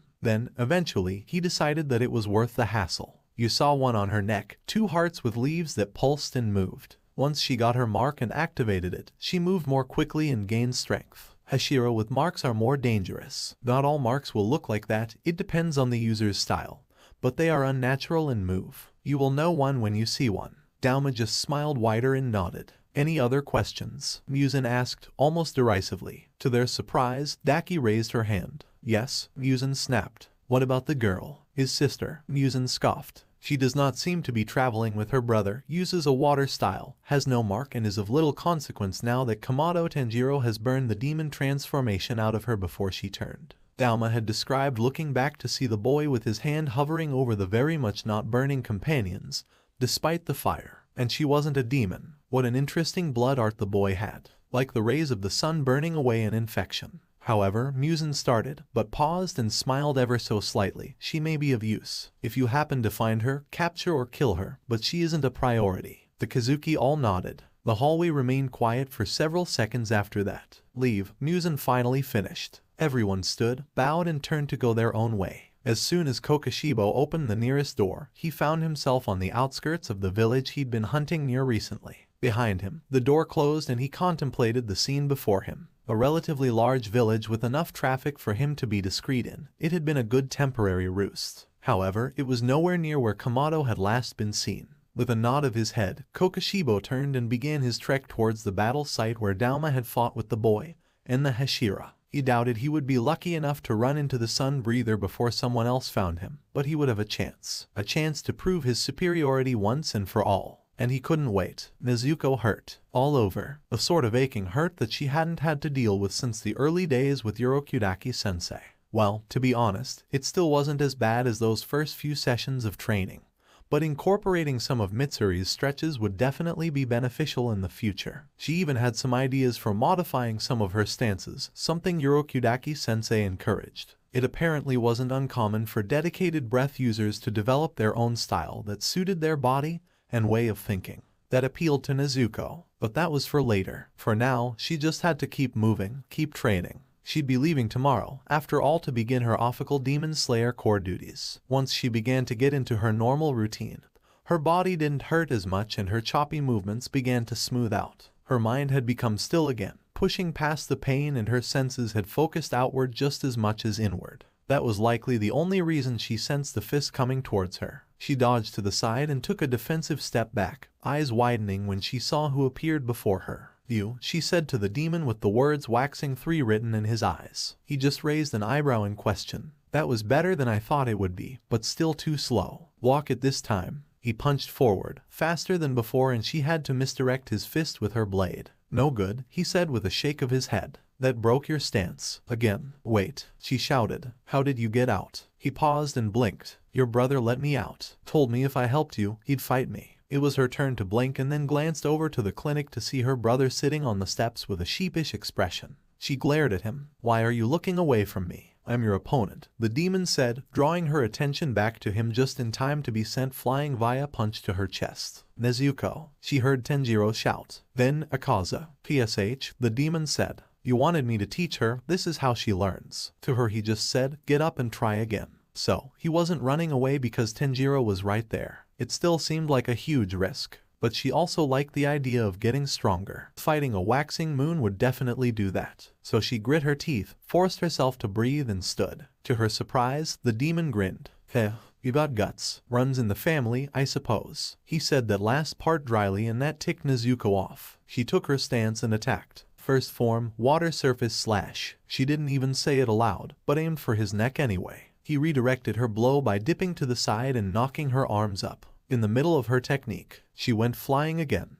Not bad," he said, scratching his cheek, then running a hand through his bright pink hair, one of the marks of his demonic nature that had remained behind. "Direct attack, lots of power, definitely has its uses, but you should have picked something else for me. I'm a waxing moon. That would have taken out most weaker demons, but not someone stronger. Try it again." He sounded so bored, almost condescending. She made it her goal to make him regret his words. So, despite being winded again, she stood and forced her aching lungs to breathe like she needed them to. Third form, flowing dance, she thought, and rushed forward. She only directly attacked him once, but when he dodged, she moved to the side as well, slicing it where he should move to. He still ended up being able to move around it, somehow, so she continued on with the form, determined to at least scratch him. "Good, good," he said. "That's actually impressive. You sure you're just a Mizunoto?" She grit her teeth and finished the form, panting. "You're even coming at me with the intent to kill. You're a natural." He turned and called out to her brother. "Did you hear that, Kamado? Your sister's got." He didn't get to finish as she used the 7th form, piercing raindrop that he barely dodged. She still didn't even cut him. Hey,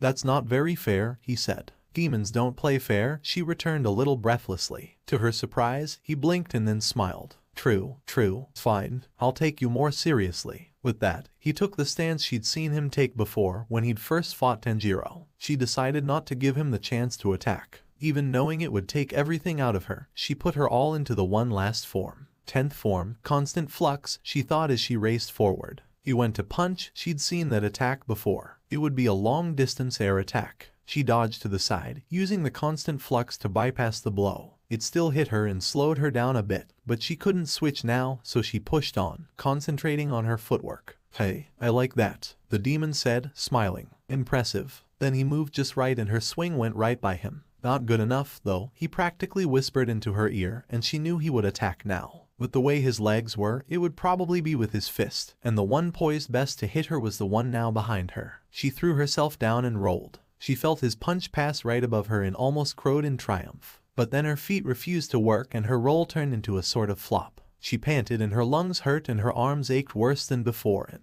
ouch. Nezuko still drew breath and tried to force herself to her hands and knees at least. It didn't work. Hey, this is just a spar, the demon said. It's probably best you stay down. If this were really a fight, then pushing yourself to the limit is the obvious way to go, but not now. Still, you'll go far, Kamado-san. Nezuko, are you alright? She heard her brother's voice and slumped a little. Just tired and very sore. Also, her muscles didn't want to obey her. Oh, well, that was a great constant flux, her brother said. But it does take a lot out of you. Yeah, the demon said. What you need to work on most, right now, is endurance. But if you fight like that, you shouldn't have a problem with most one-on-one demon fights you come across. A pause, and then, you're a surprisingly insightful teacher, Akaza, her brother said. She could almost see the bright smile on his face despite the fact that he'd turned to look up at the demon. To her shock, the demon looked a little embarrassed. Really? He asked, sounding a little unsure of himself. A waxing moon, sounding unsure of himself. Yeah,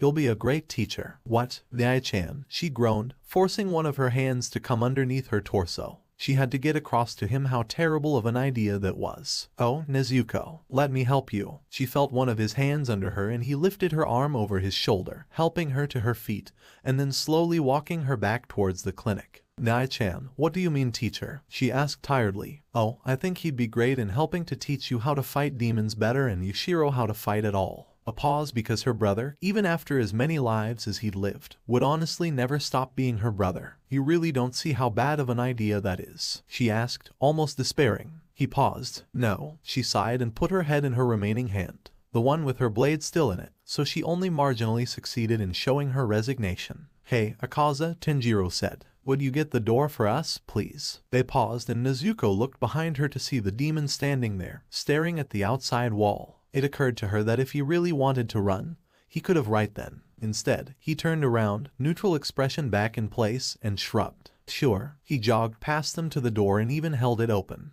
Then he followed them up to her room where he waited outside as her brother helped her in.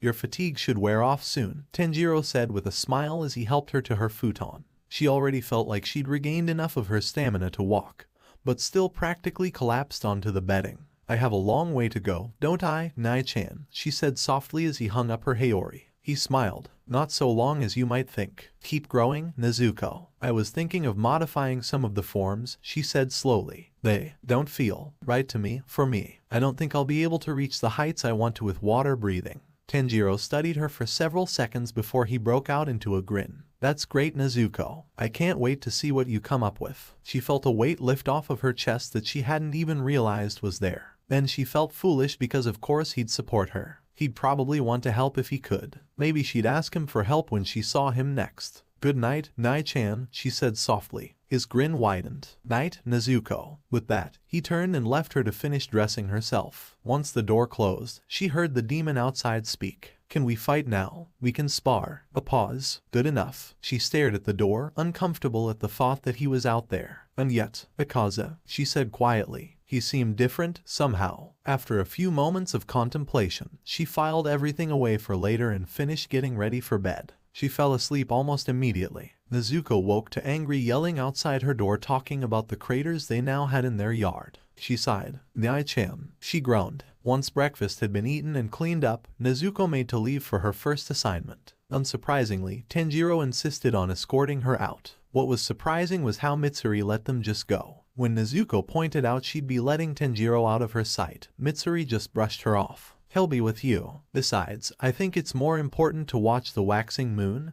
don't you? She asked with a wink, pointing to the demon who had fallen asleep again. Now that she thought about it, she was pretty sure Tanjiro had forced himself to wake up just to see her off. She couldn't help but be glad. Leaving without saying goodbye did not appeal to her, and so she and her brother left to find the demon slayer who would accompany her for now. When they approached the address she'd been given, a small cafe in a back alley, she was pleased to see a familiar face. Agatsuma-san, she said as they walked up to him. He seemed surprised, having been looking at a young waitress at the cafe. And Nezuko-chan, she huffed as she stomped up to him. Well, if you get to call me Nezuko-chan, then I get to call you Zenitsu-kun. His eyes widened and then he got a dreamy look on his face as a blush rose to his cheeks. Does that mean? He started, but Tanjiro stepped in, cutting him off with a wide smile. Does that mean what, Zenitsu-san? Tanjiro asked, voice like a sword hidden under a woolen blanket. Zenitsu's eyes went wide again, but this time he paled. Then he looked between Nezuko and Tanjiro for several seconds before looking down.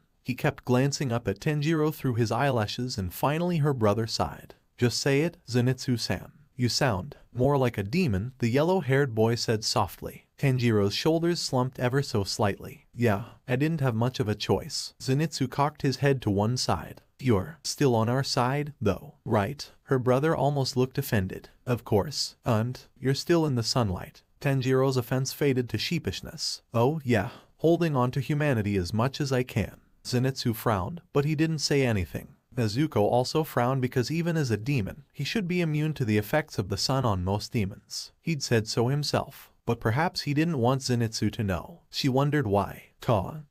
Hurry, south, go south. Her Katsugai crow called out suddenly and loudly. She sighed up at it as Zenitsu jumped and put his hands over his ears. Then he scowled at the bird. Well, Nezuko said with a smile, I suppose that's our cue. We should head out, Zenitsu-kun. The yellow-haired boy blinked, but then smiled that dopey smile of his. Sure, Nezuko-chan. Zenitsu, Tanjiro said, that sharp smile hidden beneath sunshine back in place. Please remember our last conversation about Nezuko, and when it's not appropriate to ask her to marry you. Zenitsu gulped and nodded. Then Tanjiro's smile warmed up considerably. And please be safe, both of you. Trust in your own strength and trust in each other. With that he drew Nezuko into a hug, then clapped Zenitsu on the shoulder. I'll head back to Mitsuri now, he said, once he drew back. Then he yawned and stretched. I'm due for another nap. Nezuko sighed. She really hated how much he slept sometimes. Still, it was better than the alternative. Sleep well, Nai-chan. He smiled and waved them off. They'd just turned to go when her brother froze and his body tensed. Nezuko frowned and was about to ask what was wrong when his head snapped in one direction, away from Tameo-san's house. Muzan, he whispered. Beside her Zenitsu gasped and Nezuko felt her eyes narrow. What? Zenitsu whispered. For some reason that seemed particularly strange. She remembered him being rather loud. Tanjiro just seemed to deflate a little before he smiled back at them, albeit a bit sadly. He's in Asakusa. He's. How do you know? And there was the loud boy she remembered. Her brother just frowned. I can sense him, I suppose. I could sense something before, but I think he just sensed me because it just changed. He looked troubled. There has to be an area of effect, and he can't be moving since it's daylight. Nyai-chan, she started. A pained expression passed over his face, but he reached over and took her hand, then held it up while looking her in the eye. I won't start anything, Nezuko. I swear. I'm going to head back to tea. He paused, glancing at Zenitsu for a moment before turning back to her. To the place we've been staying and we'll leave, okay. If we leave while the sun is still out, he won't be able to follow us. Don't worry about me, please. You focus on what you need to do, your new style and fighting or killing as many demons as possible. For now, you should hurry and leave town. Be safe. She opened her mouth to protest, but then remembered just how badly she'd failed against Akaza and the waxing moon fight only a couple of weeks before. Slowly her mouth closed and she looked down to the side. Hi, she finally said, albeit through gritted teeth. Actually, Zenitsu said slowly, we're supposed to stay in town. Tanjiro just stared at them for several seconds. Go, find an inn to stay in on the edge of town and we'll write to Yubayashiki-sama. You staying here and potentially running into that man would not be good for anyone. Nezuko could almost swear his eyes glowed for just a moment when he looked back in the direction he'd stared in before, when he'd first mentioned Muzan. But when he turned back to them, he looked fine. I'll take responsibility as a Hashira. Reluctantly both Nezuko and Zenitsu nodded and turned to head more or less opposite of the direction Tanjiro had sensed Muzan in. See you later. Trust each other. You'll both do great. And good luck. Tanjiro called after them before turning and heading away. Nezuko didn't think it was a good idea for him to head directly back to Tameo's house, but figured her brother knew what he was doing. He'd probably take a difficult-to-follow path back, and he promised they'd try to get away from Muzan. He'd be fine. Still, your brother, Zenitsu started as they turned onto a more main road. He makes no sense. Nezuko sighed. Well, you're not wrong, she muttered. The yellow-haired boy seemed surprised at her answer. You think so too? The younger Kamado sibling shrugged, grabbing some of her hair and brushing her fingers through it absently. I know why he is. Like he is, she said softly. I know what happened and I know why it's. She shook her head. It still makes no sense. It's just so messed up. Zenitsu shot her a sympathetic look that held no small amount of uncertainty. But one thing I can tell you, he will not turn his back on us. You saw him just now, right? My brother doesn't hate much. It almost goes against his entire being to hate. But he hates Muzan. He would do anything in his power to take that man down. He's slowly turning into a demon, but I can promise you that he will never change his allegiance. Ever. Her new companion studied her for several seconds before nodding. Okay. Nezuko couldn't help but be a little taken back by that. Okay, you really believe me? He shrugged. From what I heard from him, and from you, you both believe that with all your hearts. So until I get proof otherwise, I'll believe you. For several seconds, she just stared at the boy as they walked, wondering if he was real or not. After almost a minute, his face darkened into a blush. I don't mind you since staring. But, your brother is kind of protective. So maybe it's in and not a good idea. Nezuko couldn't help but giggle at that. Don't worry. If you ever angered me, Nai-chan wouldn't have time to get to you. For a second he looked relieved, but then his face twisted into horror. Nezuko just smiled wider. How can you both be so scary? He suddenly yelled, shaking his head around. Several people stared in their direction and Nezuko shushed him. She hissed. You're drawing too much attention. But they're all human anyways. Her lips tightened as she hurried him along. That doesn't stop it from being embarrassing. They continued down the main streets for a couple of minutes in relative silence before Zenitsu spoke again, sounding hesitant. Your brother said you were thinking about developing your own style. What did he mean? Nezuko blinked. Oh, well, I know the water style just fine, but it doesn't seem to fit me as well as I'd like, you know. From what I've been told, it's not a difficult style to learn relative to some of the others. It's very well rounded in power, flexibility, offense, defense, etc. But, well, it doesn't feel right to me. Not completely, so I'm going to modify it to make it more my style. Apparently many people do that. Most of the current Hashira have their own styles. Insect, which is based on flower, which is based on water. Sound, which is based on lightning. Mist, which is based on wind. Love, which is based on flame, etc. She realized she was ranting a bit and stopped, a little sheepish. In any case, I want to become the best I can be, so I'm going to try and see what fits me. Probably something that utilizes flexibility and speed.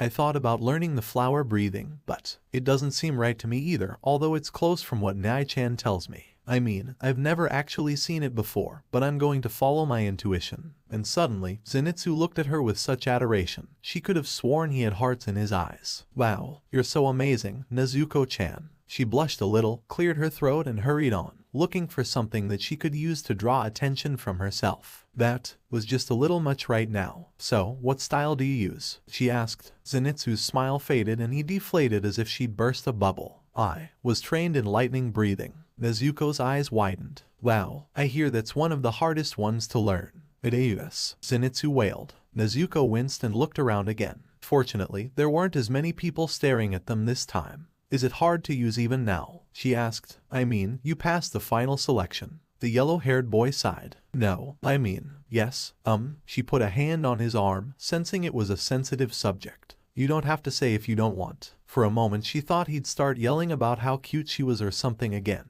But then he slumped. No, if you're traveling with a weakling like me, you deserve to know. I can in Lucione form. Nezuko blinked.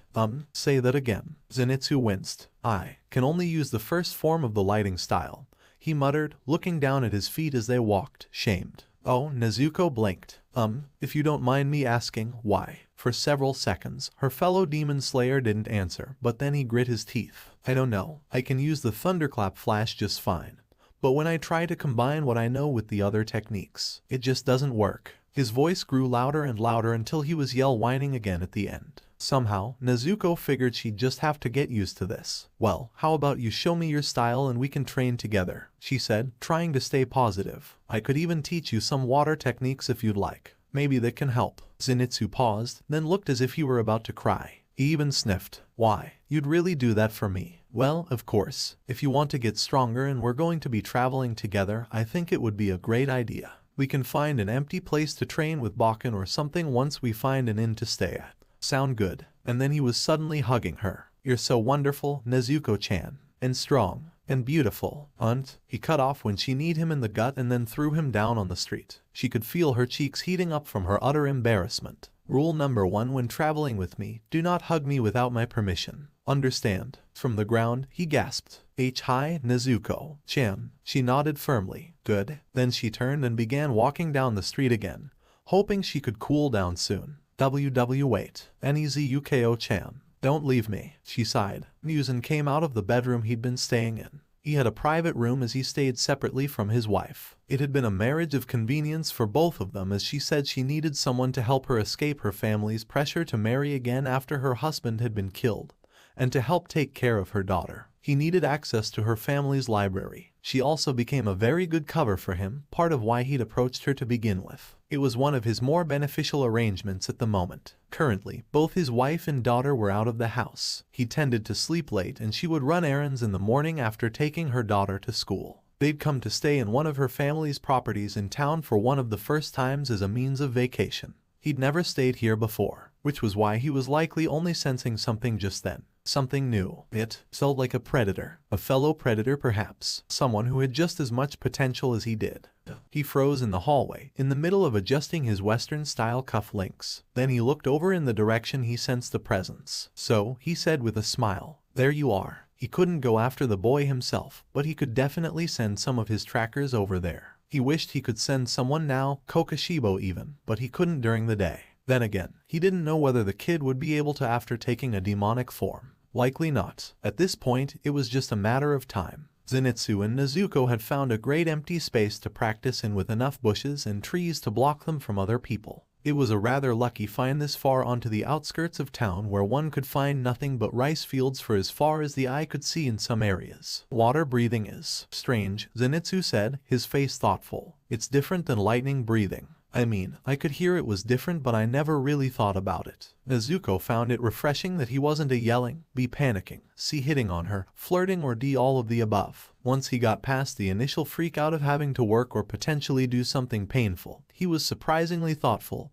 and hard-working. She suspected that he wouldn't have tried working if she hadn't cajoled him into it, so she could probably add lazy to his list of interesting traits, but was hesitant to do so as she wouldn't be surprised if his reluctance came more from fear than anything else. The water breather nodded. I never realized how subtle the breath differences were until you pointed it out to me. It's surprising how something so little can have such a difference in the way the styles manifest. She almost regretted speaking as he turned to her with those bright eyes. You're so intelligent and articulate, Nezuko-chan. Well, there went see she'd take 3 of 4 right now. Though, unsure of what else to do, she ignored him and thought back to her brother. I think I can remember how Nai-chan uses his Hinakami Kagura breaths. I wonder what would happen if I tried that. Pain, she found out. Lots of pain from all over, but especially her lungs. They hadn't hurt that badly since she'd started learning her water-breathing form. Still, she wanted to try and learn it and had learned the dance by heart, even if she'd never actually performed it. Also, between the new breaths and the memory of the dance and how that footwork changed, it gave her some ideas as to how she could modify her own steps to suit her body more. Zenitsu-san, she said suddenly, startling him. Why yes, Nezuko-chan. Do you mind if I try something? I have an idea. That dopey smile of his came back. Sure, Nezuko-chan. Okay, stand right there. I'll try not to hurt you, okay? Okay, he replied, but then blinked and seemed to realize what she'd just said. Wait, what? The form worked surprisingly well. She was even able to stop herself from knocking Zenitsu out. She still apologized for the goose egg on his head. She hadn't meant to do that, really, and promised she'd practice on trees in the future. She didn't want to hurt him again. She was still more than pleased with the progress she'd made already. The next morning, after they'd stayed the night in the inn, they found instructions from Zenitsu's sparrow telling them to leave town, and that Hashira would be sent to look for Muzan. They were not unhappy to leave that to the stronger members of the Demon Slayer Corps and left immediately. XXX. The last time Tanjiro had been a Demon Slayer, he and Nezuko had practically been inseparable. He felt it had been understandable. After losing the rest of his family, he hadn't been able to stand the idea of losing her too, and being away from her had terrified him. It still terrified him, to be honest, knowing she was out there putting herself in danger when he wasn't there to help her, and she wasn't there to help him. It hurt. That didn't mean he wasn't proud of her. She'd left to fulfill her own duties and he knew she was stronger now, but he couldn't ignore the giant hole by his side where she should be. He wanted to run after her, especially with Muzan anywhere nearby. But he stopped himself, knowing she would not appreciate it, and in the long run, it would probably hurt her more than help her. He still hated it. He wondered what missions she would be sent on. She'd become a demon slayer around the time he would have in his original timeline, so did that mean she'd get some of the missions he had? Would she be sent to rescue the teenage girls being taken by the demon that had been his first assignment, or had that been assigned to someone else? That hadn't been an easy assignment. Are you really a pillar, just standing around all day, staring when we have to pack? Yushiro's voice cut through his thoughts and he turned to see the boy carrying several boxes. Tanjiro blinked. Oh, right. Sorry. He apologized, bowing and mentally kicking himself. They didn't have time for daydreams. TCH, you better be, the green-haired boy grumbled and stomped off. The time traveler went back to packing the box of necessary books Tameo had asked him to. Then he and Akaza would take them downstairs and outside respectively so they could be gone by dark. They had to be out of town before Muzan could try to come after them. He could worry about his missing sister later. They managed to get out in just a couple of hours, after Tanjiro had sent his crow to Yubayashiki-sama with a letter explaining what had happened. He also explained that while he and Mitsuri, two pillars, could theoretically attack the Demon King, between Tameo, Yushiro and everyone's uncertainty about Akaza, it would be best if they didn't confront Muzan at the moment. He had little doubt that as much as Yubayashiki-sama would lament the missed opportunity, he would also likely agree. Fortunately, Tanjiro didn't sense the other's presence once they got everything into the cart under several blankets, along with Akaza, who claimed he wasn't nearly crazy enough to simply walk under the sun with only a couple layers of clothing between him and the deadly light. Tameo and Yushiro did just that. The sheer nerve they both had. Then they started off for a house Tameo owned well outside of the city. They arrived well after nightfall and unloaded all the boxes before Tanjiro promptly found a room to collapse in. He woke up after noon the next day. He still missed Nezuko and felt so alone without her there. That feeling didn't seem to dissipate or lessen at all. The only thing that could drag him out of his sadness was sparring with Mitsuri or Akaza. In the couple of days and nights after they arrived at the old, forgotten estate, they'd gotten in some pretty intense training.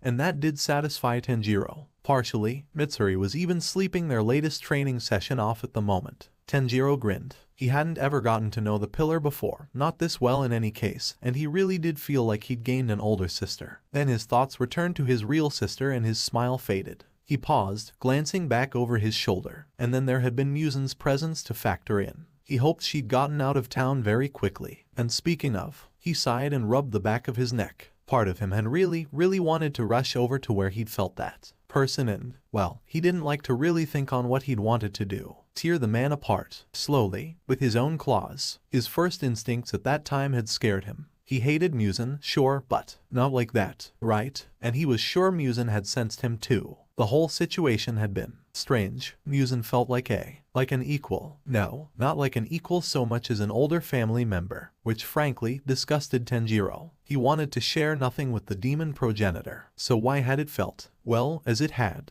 Tameo had taken to calling Tanjiro a sire. Did it have something to do with that? He looked down at his clawed hands feeling a little sick. Just what was going on? Did he want to know? No, but he also had to know. Maybe he should talk to Tameo-san. A flapping of wings interrupted his thoughts as his own Kasugai crow flew down towards him, apparently returning from the core head. He held out his arm and the bird landed. Message from Yubayashiki-sama was all it said. Tanjiro smiled, happy to have a much calmer, quieter crow this time around. He reached up with his fingers and stroked the underside of the bird's jaw gently. Thank you, he said quietly before he went for the message tied to the crow's leg. It wasn't a direct response like he'd been expecting. It was a summons to the early bi-yearly Hashira meeting. He was supposed to bring Mitsuri and Akaza. Tanjiro groaned and mentally prepared himself for another fight. Well, at least it would be interesting. Akaza stared at the wooden box Kamado had placed before him as the boy smiled widely. What is that? He asked warily. The box looked like it had been hastily constructed with leather straps tied around it. The older demon was not impressed. Well, Mitsuri and I need to travel during the day, so this will keep you safe. I'll carry you on my back. Akaza looked between Kamado and the box again. Then again. No, he finally said, crossing his arms. The boy's smile fell as he glanced down at the box again, then looked worriedly back up at Akaza. But we have to travel during the day and we can't take the cart in case Tameo-san needs it. I don't want you to burn up. Which was actually very kind of the boy, in all honesty. Well, kinder than Akaza thought he'd get in any case. He felt himself relax a little, knowing that Kamado really did care. It was a strange concept, but not truly unwelcome. Still, he looked at the box again, then shook his head, ignoring his words from only a couple of days earlier. I'd rather go in monk robes. So much for not walking outside with only a couple of flimsy pieces of material protecting him from the sunlight. Kamado frowned, but at least he didn't bring that comment up. Isn't that a little disrespectful? He asked instead. Akaza shrugged. It's not the worst thing I've ever done. The boy looked troubled at that, then he shook his head. No, just regular clothes and a haori would be fine. but we'll need to get you gloves and something to cover your face. Oh, like a Tengu mask? Or a Kabuki mask? We'll see what we can get, but I'm sure Tameo-san has something we can use. Come on. With that, he reached forward and grabbed Akaza's hand. Surprised, the former third Kazuki let him. An hour later, Akaza stood in front of the door leading outside while seriously questioning his sanity for even contemplating stepping into the sunlight for the first time since he'd become a demon. He wore an old Hayatoko mask that Tameo had procured from a dead Nichiren swordsmith she'd come across in the past. His head had been wrapped in some spare material she'd had on hand, and he also wore a very large tsujigasa. His hands had been wrapped in bandages, and he wore several layers under the gi, and Hakama Tameo had given to him with a smirk. He knew she was laughing at him. This had, after all, been his idea. The worst part of it was how patient Kamado looked as he stood out in the sunlight, just smiling back at him. Whenever you're ready, Akaza, he said with a slight cock of his head. If it starts to hurt, we'll figure something else out. The demon swallowed. He hadn't been this nervous in a while. He glanced up at the pink-haired Hashira, standing behind Kamado with a neutral expression on her face. Yeah, he'd find no support there. Not that he needed any. With an inner sigh, he looked down at the line between shadow and sunlight at his feet and then took a deep breath. He raised his foot and stepped forward. The multiple pairs of tabi he wore were working, at least. He felt warm but not unbearably so. So he took another step. The sunlight slowly crawled up him as he moved. He winced when it reached his bandaged hands. That was slightly more uncomfortable, but nothing he couldn't handle. He could just put his hands inside his sleeves while they traveled. He did so then. Kamado noticed and frowned. Are you all right, Akaza? He asked worriedly. The demon wanted to snap, but he forced himself to be calm. No need to alienate his current allies. Fine, he managed, albeit curtly. Still, Kamado didn't look happy, but he didn't say anything else either. A couple more steps and he was fully in the sunlight. For the first time in years. It was so bright. The clothes felt constraining and stifling, but they also felt freeing in a way too. Akaza? Kamado asked. The former waxing third let out a breath and nodded. I'm good. The boy grinned at that. Great. Well, let's go then. Would you like to lead, Mitsuri-san? She sighed and poked Kamado in the forehead. The next time you call me Mitsuri-san, I'll. She paused, utterly ruining the moment as she tried to come up with some sort of consequence. Then she smiled happily. I'll make you learn to do the splits. Akaza grimaced a little. That sounded painful even to him. Kamado, however, just lit up even more. Really, I've always wanted to learn how to do that. The other Hashira frowned. No, she pouted. But then she seemed to come up with something else. I'll call you by the most embarrassing name I can come up with. For several seconds, Kamado just blinked at her. Like what? He asked, sounding genuinely curious. Mitsuri huffed and puffed her cheeks out angrily. Then I'll cry. And she looked like she just might be on the verge of doing so too. To her credit, that did it. Kamado looked utterly horrified. Please don't. I'll remember to call you Mitsuri. I promise. The pink-haired girl sniffed and studied him for a couple of seconds. Then she sent him a watery smile. Great. Now come along, Ototo-chan. With that, she grabbed his arm and they began to stalk towards the yard's exit. A little amused, Akaza followed. Mitsuri, yes. Mitsuri, I need to follow behind. That's the formation we agreed on. She paused. Oh, right, she said. Well then, I'll lead you as best I can. She turned and said that with a fist pump before she stalked off toward the street again, this time on her own. Kamado smiled fondly, if a little exasperatedly. Then he turned to Akaza. Sorry, but we need to keep you in the middle. If we didn't take any precautions and showed up at the estate like that, it could get messy. Akaza shrugged, not really caring either way. Whatever, he said as he followed Mitsuri out of the gate. They stalked out of the town, carefully taking back roads for some reason. But Akaza still couldn't bring himself to care. He only made the occasional attempt at talking, hoping that they'd answer his questions as he tried to hit every shadow they came across. So, we're heading to the Demon Slayer Core Estates. He decided to ask. Muzan was always looking for those. Yeah, Kamado said while Mitsuri stiffened a little in front of him but didn't say anything. And at some point, you'll have to be blindfolded. It's required. Akaza shrugged. I get it. You're a lot more laid back than I thought you'd be, Kamado commented. The former Kazuki shrugged again. It's been a life-changing couple of weeks. Will you be able to handle the wisteria? The love pillar asked suddenly. Many Demon Slayer estates are covered in them. Oh, lovely. Akaza sighed. I'm a Kazuki. Or, well, I was. It won't be pleasant, but I'll be fine. She replied with a nod. Then he realized something regarding her. Hey, love pillar, what should I call you? Her shoulders seemed to slump a little, but she still answered. Kenroji-san, she replied. Akaza frowned, then nodded. I've never met a woman as strong in battle as you, Kenroji-san.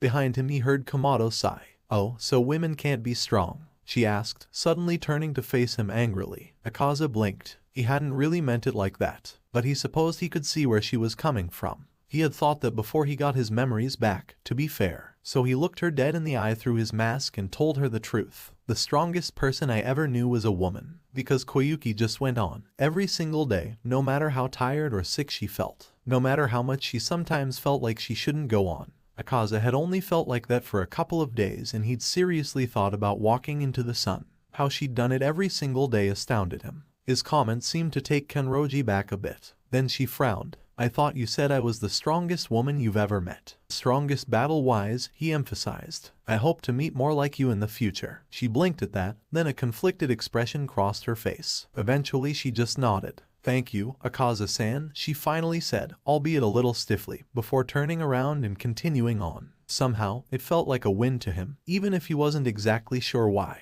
Akaza couldn't help but stare at the foliage around them. It really was pleasant, something Koyuki would call lovely even, and he hadn't been able to really see or experience it for more than a century. Even with the ever-present threat of burning to death if he made the wrong step and accidentally showed too much skin, he thought it had been worth it.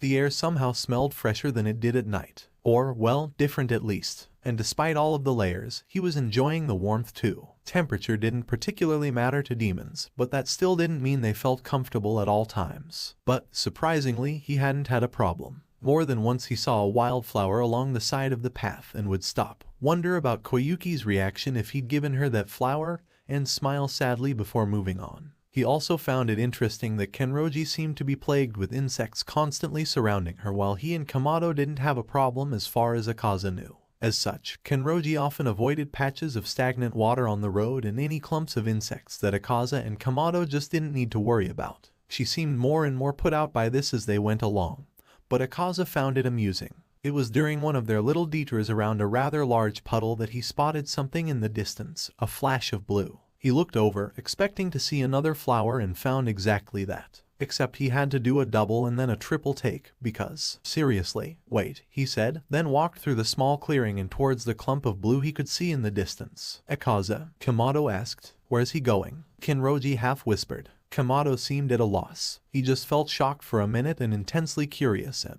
disbelieving. Yeah, that was still creepy. Judging from the look on the kid's face after he said it, he agreed at least. Akaza shuddered but continued on. Just a couple of feet away, he stopped, because yes, he'd found what he thought he'd seen. It was a clump of blue freaking spider lilies. You have got to be kidding me, he muttered, still in shock. Akaza, Kamado asked, stepping up beside him. You like flowers? Kenroji muttered from behind them, sounding rather shocked herself. It occurred to him then that he'd found his ticket back into the Kazuki if he wanted it. Ryuzen had been looking for these flowers for almost as long as he'd lived and never found them. Akaza still wondered why if he'd just happened to stumble across them like this, but ultimately dismissed that question because he had stumbled across them. Oh, Kamado finally said. Akaza turned to him, suspicious. You know what these are? He asked, maybe a little harshly. Kamado didn't answer for several seconds, instead walking up to one of the flowers on the edge and squatting down by it. Yeah, these are what Musen's been looking for. They're part of what turned him into a demon. I knew they existed, but not this many. I have no idea why Musen has never found them. Yeah, okay, enough of this. How did you know that? Akaza snarled, grabbing Kamado by his Haori and bringing him close to his face. The boy seemed to contemplate him for several seconds, looking completely calm and unworried. Kenroji had already drawn her weapon and had taken a stance from where she'd come to a halt, having trailed several paces behind them for some reason, although she seemed to be waiting to see what transpired before attacking. Finally Kamado shrugged. I'm from the future, he said. In another life, I was a Kazuki. Akaza blinked, eyebrows raising towards his hairline in surprise. That couldn't have, except it actually made a lot of sense. The former waxing third dropped the other's robes and stepped back, looking at the boy as if he'd never seen him before. It kind of felt like he hadn't. Oh, no wonder he wants you so badly. He doesn't exactly know, Kamado replied, straightening his Haori before smiling at him. I'd like to keep it that way. Right? Message received loud and clear. He won't hear it from me. What's going on? Kenroji finally butted in, hands on her hips as she huffed at them. She still hadn't put her sword away and it hung limply at her side.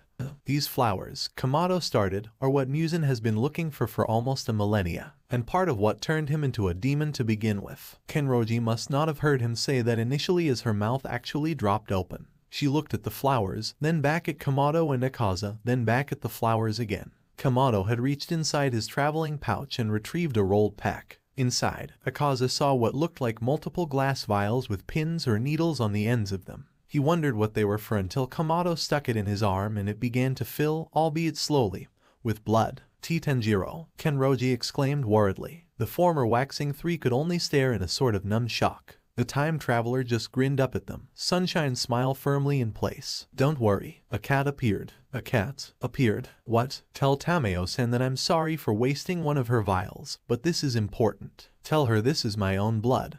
But these flowers, he pulled several out and began to fix them to the vest the cat wore, are extremely important. If you can, lead her back here so she can know where these are. Okay? The cat meowed and once Kamado finished, it vanished. Muzan had been, well, awful now that he looked back on his time as a Kazuki.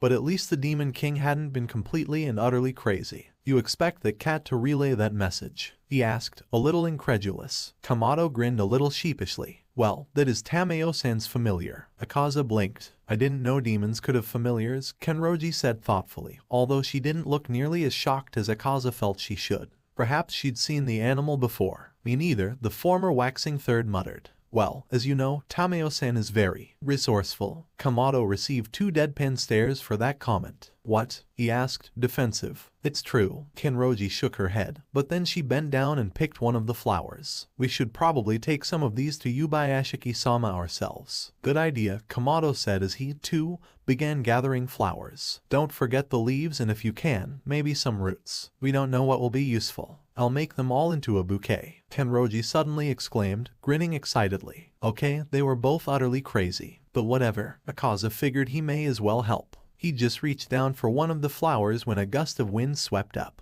He wasn't the only one startled, but he was the only one who had a hat to blow off. He closed his eyes and steadied himself, but suddenly his head felt much warmer and his neck and it was even brighter than before. He hissed and dropped to his knees, hiding the back of his neck with his bandaged hands, expecting pain to begin to eat through him. It took him several moments to realize that while there had been some pain, it wasn't nearly the burn it with fire kind of pain he'd been expecting. Not believing his luck, he slowly took his hands from his neck, just for a moment. The heat returned, but again didn't burn. Feeling his heart rate pick up, he held out one of his hands and began undoing the bandages around it. Akaza, what are you doing? Kamado yelped, running up with the lost Tsujigasa in hand. Akaza didn't listen, only exposing his arm to the sun. Nothing happened, except that after several seconds, it turned red. Then, after several more minutes of stunned staring, blisters appeared. Still, Akaza couldn't help how his jaw dropped. He wasn't the only one who yelled out at that. He was the first, though.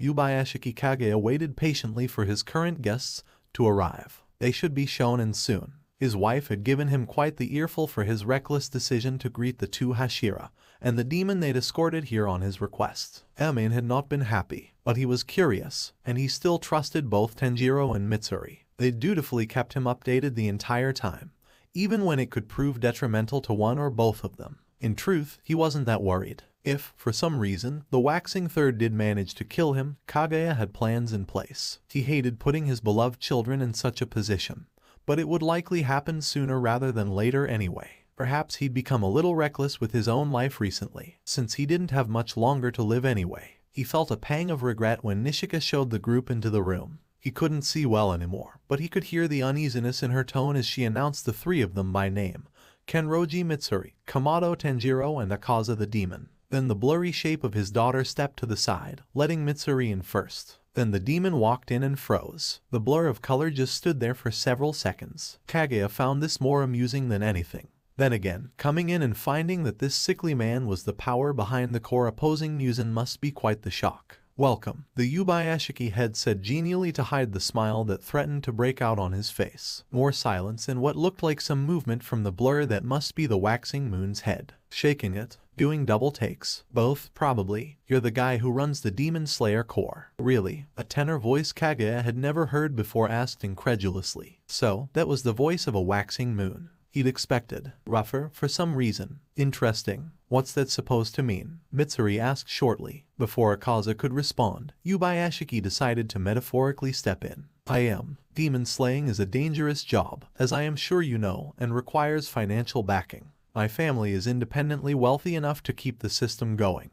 Hence we make many of the decisions for the core. He's also a very good leader, Tanjiro put in as he stepped out from behind Akaza. At least, Kagea was pretty sure that blur of color was his sun pillar. Kagea smiled. Thank you, Kamado-san. I only say it because it's true, Tanjiro replied, smiling widely enough that even Kagea could tell. They fell into silence for a couple of seconds before Akaza said, huh. Then he strode forward slowly and deliberately and took a seat across from the head of the Demon Slayer core. He reached out and another blur of color ended up on the table. Kagea was pretty sure he could make out both blue and green. What have you brought me? He asked, curiosity rising as Mitsuri and Tanjiro took a seat on either side of the waxing moon and deposited their own armfuls of green and blue onto the table. Blue spider lilies, Akaza said. Kagea blinked and frowned, still curiously studying the bundles. I am a little surprised, he finally said as a way to spur someone into explaining. I will admit I was expecting a waxing moon to attack me, not bring me flowers. His two Hashira jumped at his comment.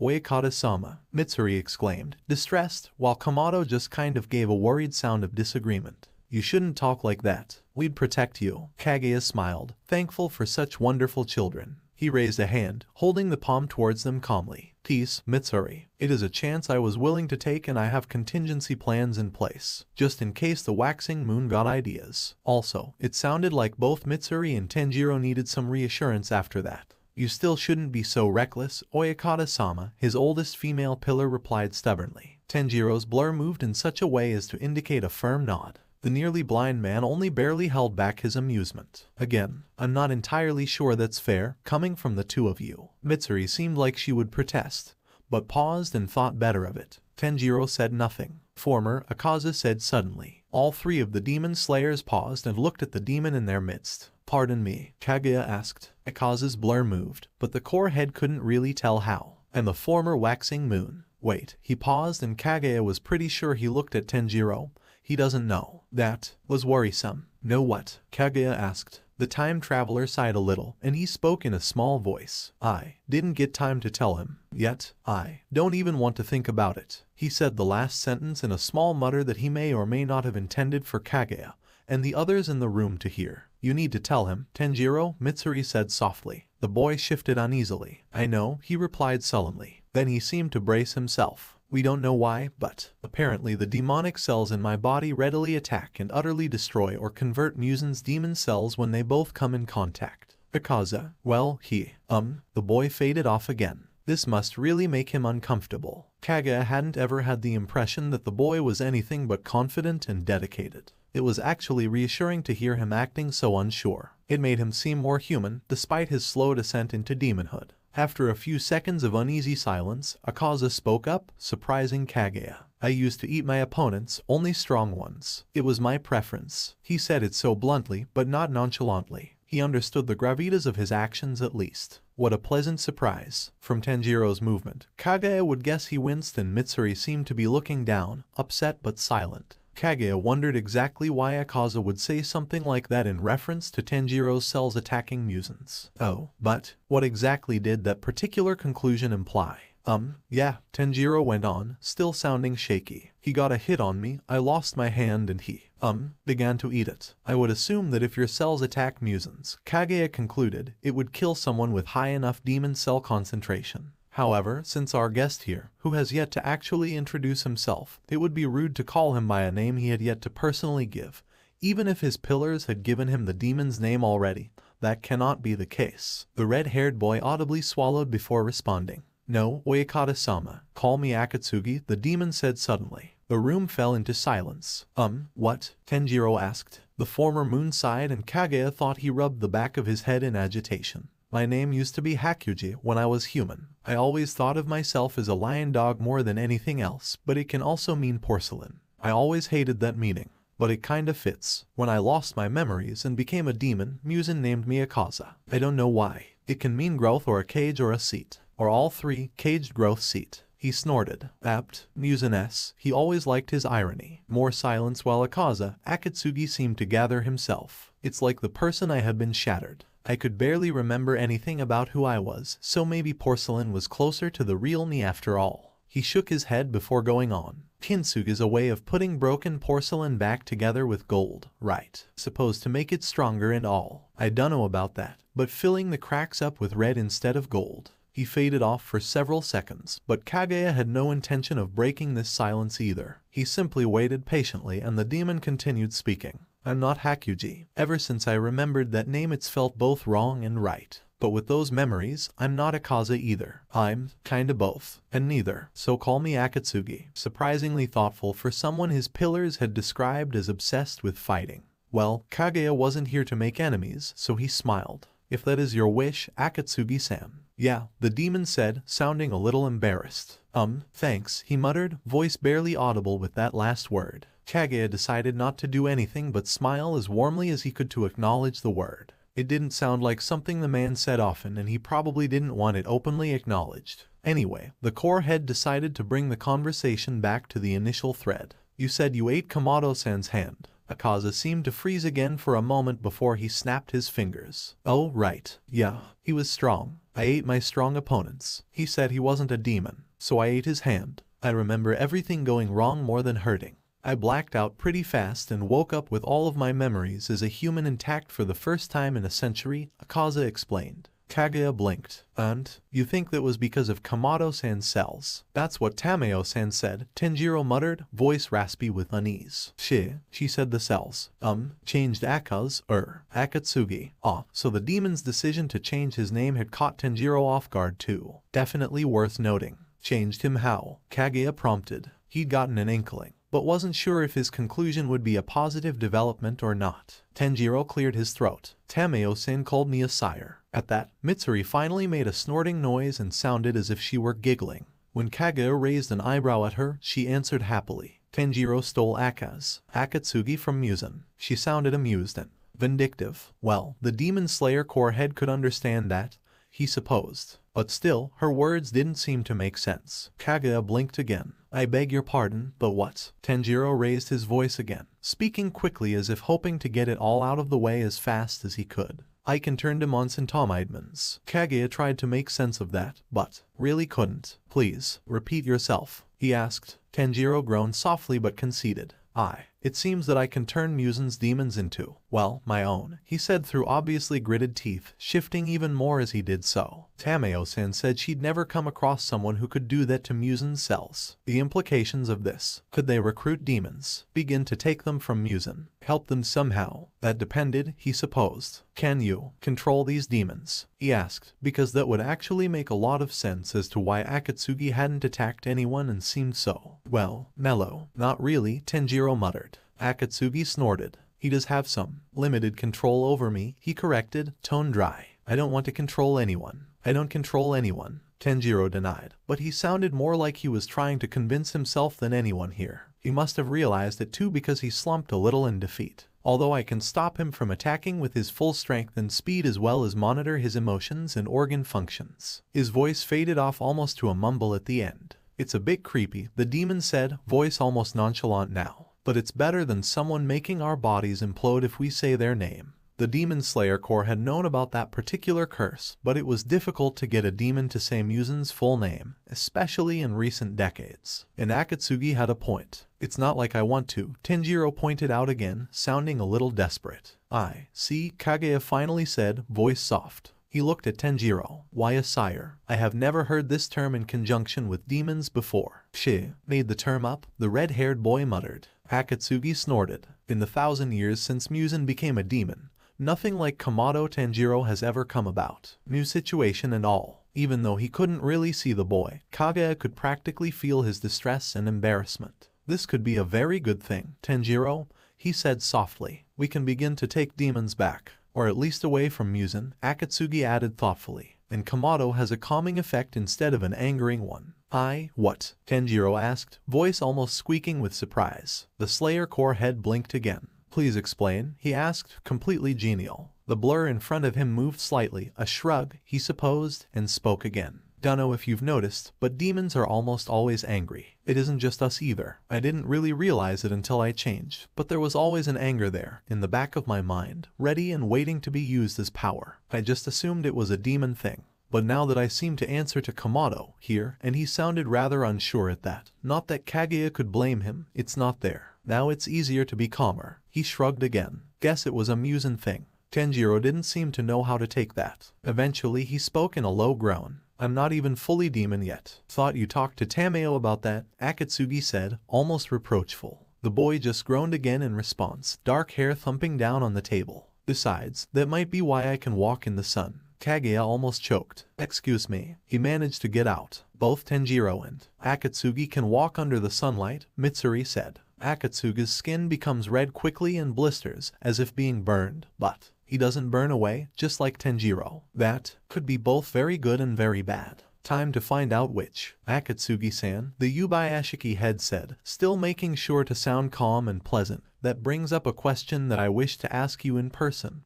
What are your goals? The demon didn't answer for several seconds and Kaguya got a distinct impression of surprise. Then the demon seemed to slump a little. I'm not sure. I used to live for a good fight. Now, that just seems so small. He paused for a moment, likely collecting himself. Don't get me wrong. I still love a good fight and I want to get stronger, but I don't really know why yet. He let out a breath and the blur moved, turning to look away perhaps, into the distance. Sometimes Kaguya really missed his eyesight, or maybe I do now, but it's just not possible. Oh? Kaguya asked, surprised himself. May I ask what that impossibility is? The demon didn't look back at him. I want to be the person my fiancé thought I was. The former waxing moon was chock full of surprises. But you can be. Tanjiro butted in, voice firm and unyielding. I know it. Akatsugi turned his head so he was facing the boy and spoke sounding utterly unimpressed. I've been alive for over 100 years and I was a waxing moon. Do you know how many people I've killed and eaten? And that doesn't even account for the people I killed before I became a demon. He shifted, leaning closer to Tanjiro,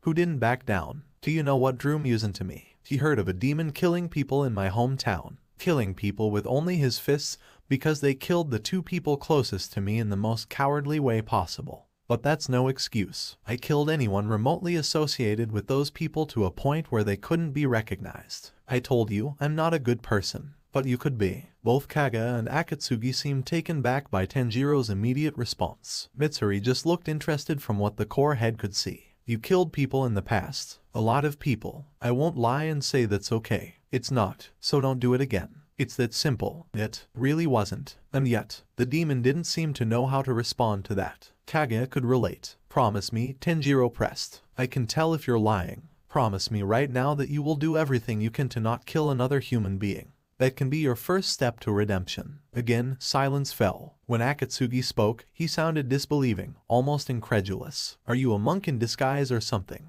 The rebirth of Genjo Sanzo. It was Tanjiro's turn to be taken aback. Then both Mitsuri and Kaguya tried to hide their amusement. Oh, of course not, Tanjiro said, flustered. Then he sighed. Look, promise you won't kill a human and help us take down Musen. Stopping demons from being created can save so many people. We can't change the past, but we can change the future. The wisdom in this child. Unless you go back in time. Apparently, the demon said, still recovering from his surprise, but his voice held no small amount of dryness. Kaguya stiffened. You told him. Tanjiro sighed. I kind of had to. Well, that actually said a lot about the demon formerly known as Ikaza. You trust him that much, Tanjiro? No, not yet. That both was and wasn't a relief. But then the boy continued. But I'd like to get there eventually. This child. You really mean that? Akatsugi muttered, the incredulity back. Then he finally turned his head to look back at Kaguya, as if to ask for permission. Or perhaps validation. Kaguya thought about it, but eventually decided to back Tanjiro. He'd done so far and it had turned out rather well, after all. If you promise not to kill another human and help us kill Musen, I would be willing to look past any former transgressions. However, I cannot say the same for the pillars. You would have to convince them on your own. More silence. You're all insane, Akatsugi muttered. Kaguya couldn't help but smile. Of course, he decided to add on. If you ever break this vow, we will be required to execute you. Yeah, the demon said, not sounding worried at all as his blur moved. Kaguya guessed he was shaking his head.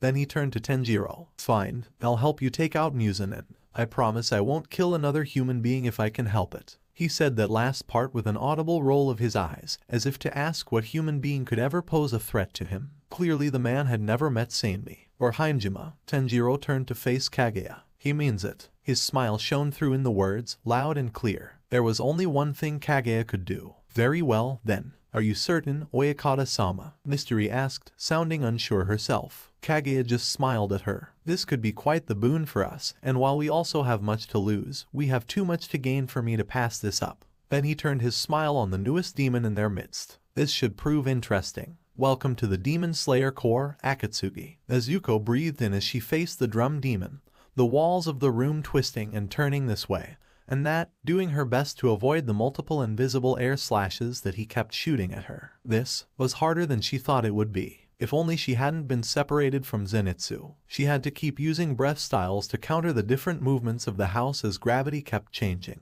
Part of her was starting to think that her brother got the short end of the stick when it came to demon blood arts. Being able to burn anything he wanted was certainly useful, but not powerful like this, where the very laws of the planet changed at will with just the beat of a drum. And then she remembered his final form of that blood art. Okay, maybe not. And then she saw it, the opening she needed if she could just get behind him. She might have a chance with the ninth form, splashing water flow.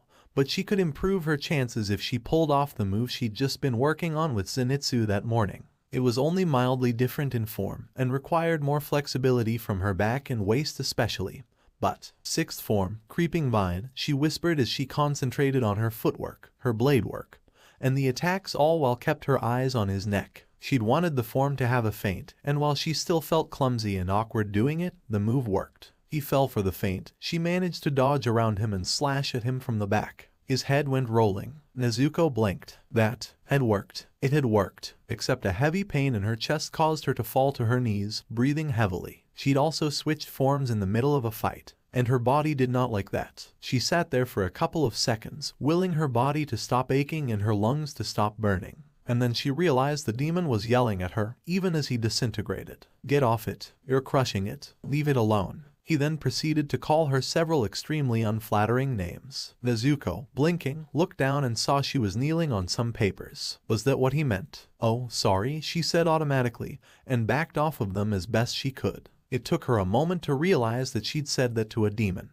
Well, at least he'd stopped yelling at her. Wait, were those tears in his eyes? That suddenly, she didn't see the former waning six there at all. She saw Tanjiro, and she wanted to stop his tears. Let me pick this up for you, she said, kneeling down and forcing her shaking body to move, grabbing gently at the different pieces of paper and stacking them neatly. Her eyes caught a sentence and she paused to read it. The line described the moon rather poetically. She read on. This is pretty good, she said as she set the paper onto a pile. More silence from the demon. You really think so? He finally asked. She blinked and glanced at him. His head was almost gone by now. How he could still speak, she didn't know and chalked it up to it being a demon thing. The look in his eyes seemed so hopeful and desperate she couldn't help but smile. I wouldn't have said it otherwise. The tears fell and just as the head finished disintegrating, he closed his lone visible eye. Thank you, he whispered, the words echoing around the now otherwise empty room. Nezuko sighed and finished stacking the papers before standing and striding out, albeit with a limp. She still had a little boy to find, after all. And Zenitsu, her leg had been scratched pretty badly, but she could treat that outside. She didn't want to think of how she'd seen her brother in that demon or how sad it was that she'd had to kill him at all. As much as she didn't want to think about it, her mind also didn't seem to want to focus on anything else, which was why she ran straight into someone on the other side of the door. A human torso, with the mask of a pig on their head. Said pig's head looked at her and then yelled, "Fight me." What? Somehow, Shinobu knew when she'd woken that morning that it would be one of those days. She didn't know why or how, but it had her on edge all morning. After it had turned out to be a normal morning, peaceful even, she decided that the uneasiness would probably have something to do with the Hashira meeting that would be held later that evening.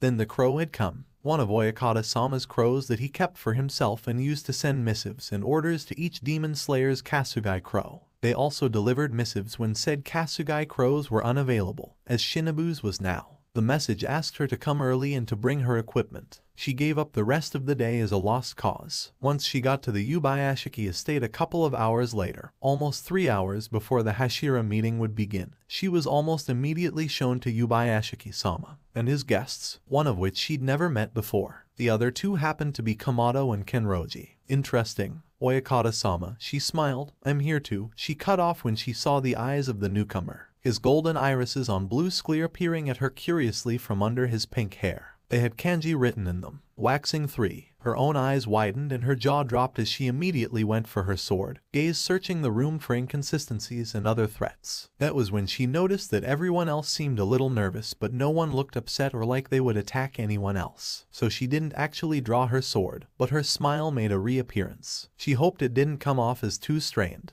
Oyakata-sama, she started again. Why is there a waxing moon in this room with you? An uneasy silence fell over the gathering for a couple of seconds before the demon slayer core head spoke with that easy grace of his. Because I invited him. Her smile widened by just a hair. Why would you do that, Oyakata-sama? Because I wanted to meet him. This was making less sense as they went on. Oh my, how reckless of you, Oyakata-sama, she scolded, never letting that smile leave her face. So, why are you still alive? Before anyone else could answer, the demon himself spoke up. Former, she turned her smile on him, uncaring if it became sharp and menacing. Well, more so. I beg your pardon. He just seemed amused at that. Former waxing moon. Musen would kill me if I went back now. Oh, she asked. And why is that? Any amusement on the demon's face left. Because I don't answer to him anymore, he said seriously. She just raised one eyebrow in question. Thankfully, he continued without her having to probe. I remembered everything. Everything. He made me forget about being human and demon. And I didn't like what I found. So I'm gonna help take him down to try and make up for the lives I've taken.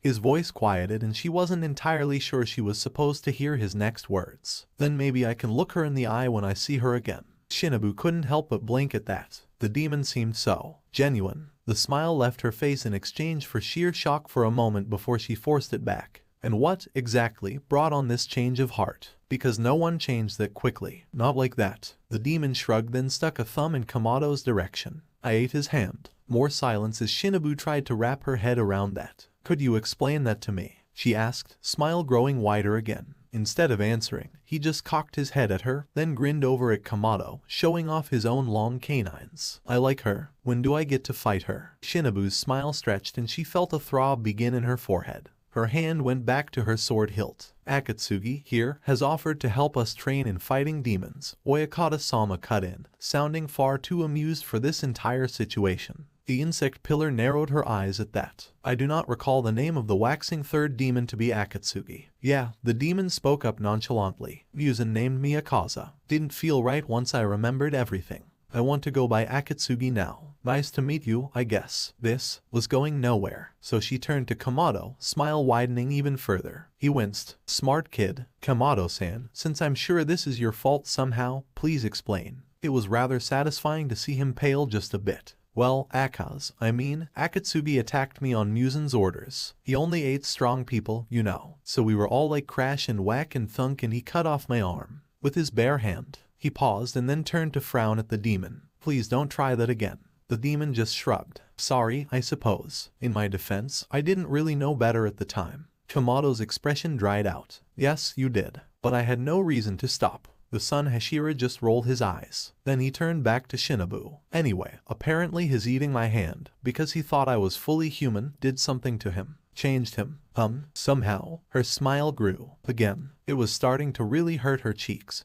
But if she didn't keep it as wide as possible, it might slip. Changed him how? Mitsuri giggled again and she spoke up for the first time. Tanjiro stole Akatsuki. Kamado looked put out and embarrassed as he shot a glance at Kenroji. Why do you find that so amusing? You're so adorable, Tanjiro, she returned with a huge grin. I know it embarrasses you, but it's just so funny. Without even meaning to, you took one of his elite warriors right out from under him. Shinobu felt her eyebrows lift towards her hairline again. She stared at Mitsuri for several seconds, willing her to take that back, but the girl just continued to giggle demurely. So she stared at Kamado. He didn't seem to even notice. It's not like I meant to, the kid muttered, looking down as if to hide his red cheeks. This was getting out of hand, and no one seemed inclined to actually give her any answers. Shinobu's lips thinned for a moment before she forced them back into position. She knew she had to get a hold of the situation. So, she said loudly, ignoring how her smile had begun to actively ache, your cells somehow overpowered the demon progenitor's cells and you forcefully recruited one of his most trusted and powerful warriors, Kamado-san.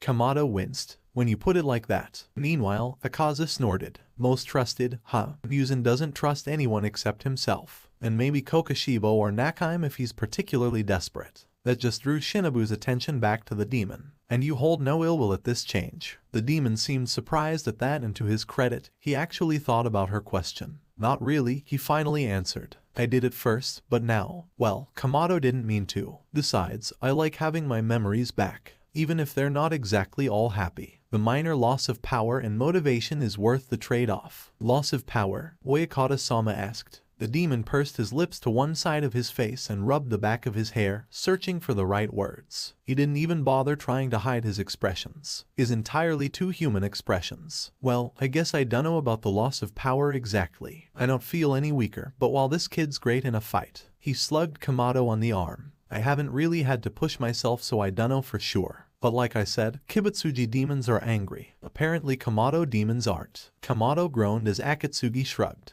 Angry demons are motivated. Lack of motivation, weaker demon. He didn't look too happy with that. Not necessarily. Kamado looked up, despite his red face. I mean, sure, I can be motivated when I'm angry, but I'm also motivated when I'm protecting someone or trying to help or save someone. Anger isn't always motivation, and motivation isn't always anger. His eyes shot over to Shinobu for the barest moment before returning to the pink-haired demon. But besides that, it's not like it's just a demon thing. Some humans use anger as their motivation, too. Shinazugawa-san, for example. He's strong. Mitsuri isn't usually motivated by anger though, and she's strong too. A lack of anger doesn't necessarily make you weak. Shinobu knew he hadn't been speaking about Shinazugawa. Her eyes narrowed in warning and her smile practically split her face at this point. It may or may not have twitched. So what motivates you then? The demon asked Kamado, sounding genuinely curious. The boy blinked, then frowned. I told you, I fight to protect my family. The pink-haired demon tipped his head to the side. It's more than that. The way you talk about Kibutsuji, the way you fight, your dedication. You hate him. There's plenty of anger there, kid.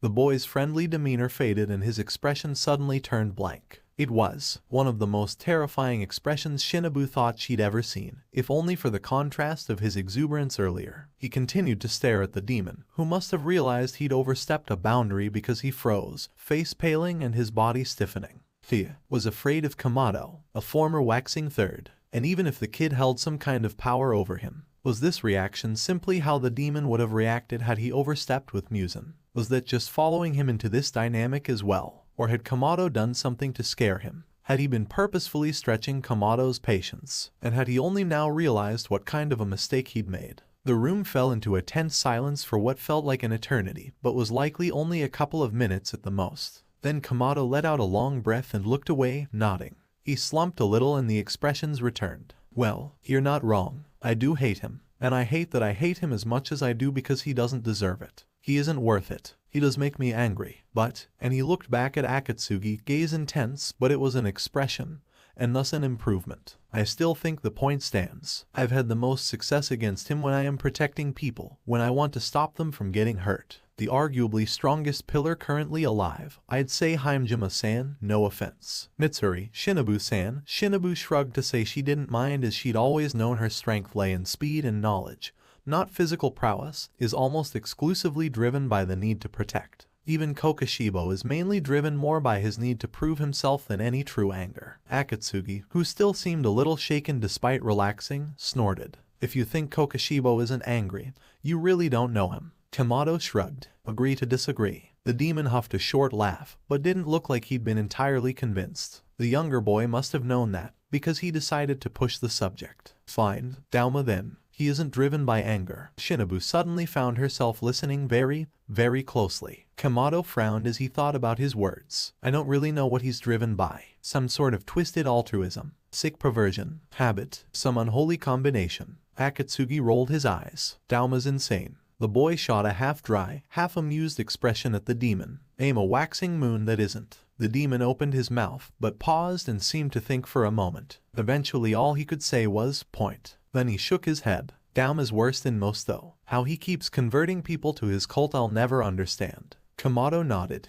I was wondering that myself. Shinobu would have happily sat back and allowed the conversation between the two of them to continue, but apparently Oyakata-sama thought they'd gotten off track far enough. In any case, he cut in smoothly, voice still cordial. I have asked Shinobu-san over because she would like to run a few tests. If that is all right, Kamado-san. The boy blinked, looking taken aback. Oh, sure. Then he turned to Shinobu. What kinds of tests? What do you want to find out? Shinobu considered that. Well, I would like to study your blood. If I can take some samples, I can even experiment tonight before the meeting. This has so many potential avenues to explore. Can you recruit more demons by injecting them? Or is it just demons with a higher count of Kibutsuji's cells? Could we begin to carry vials of your blood and somehow get it into demons to take from Kibutsuji's control? Could you control an army of demons? What are the limits? And most importantly, she paused and looked him directly in the eye, noting he'd gotten paler and paler as she went on.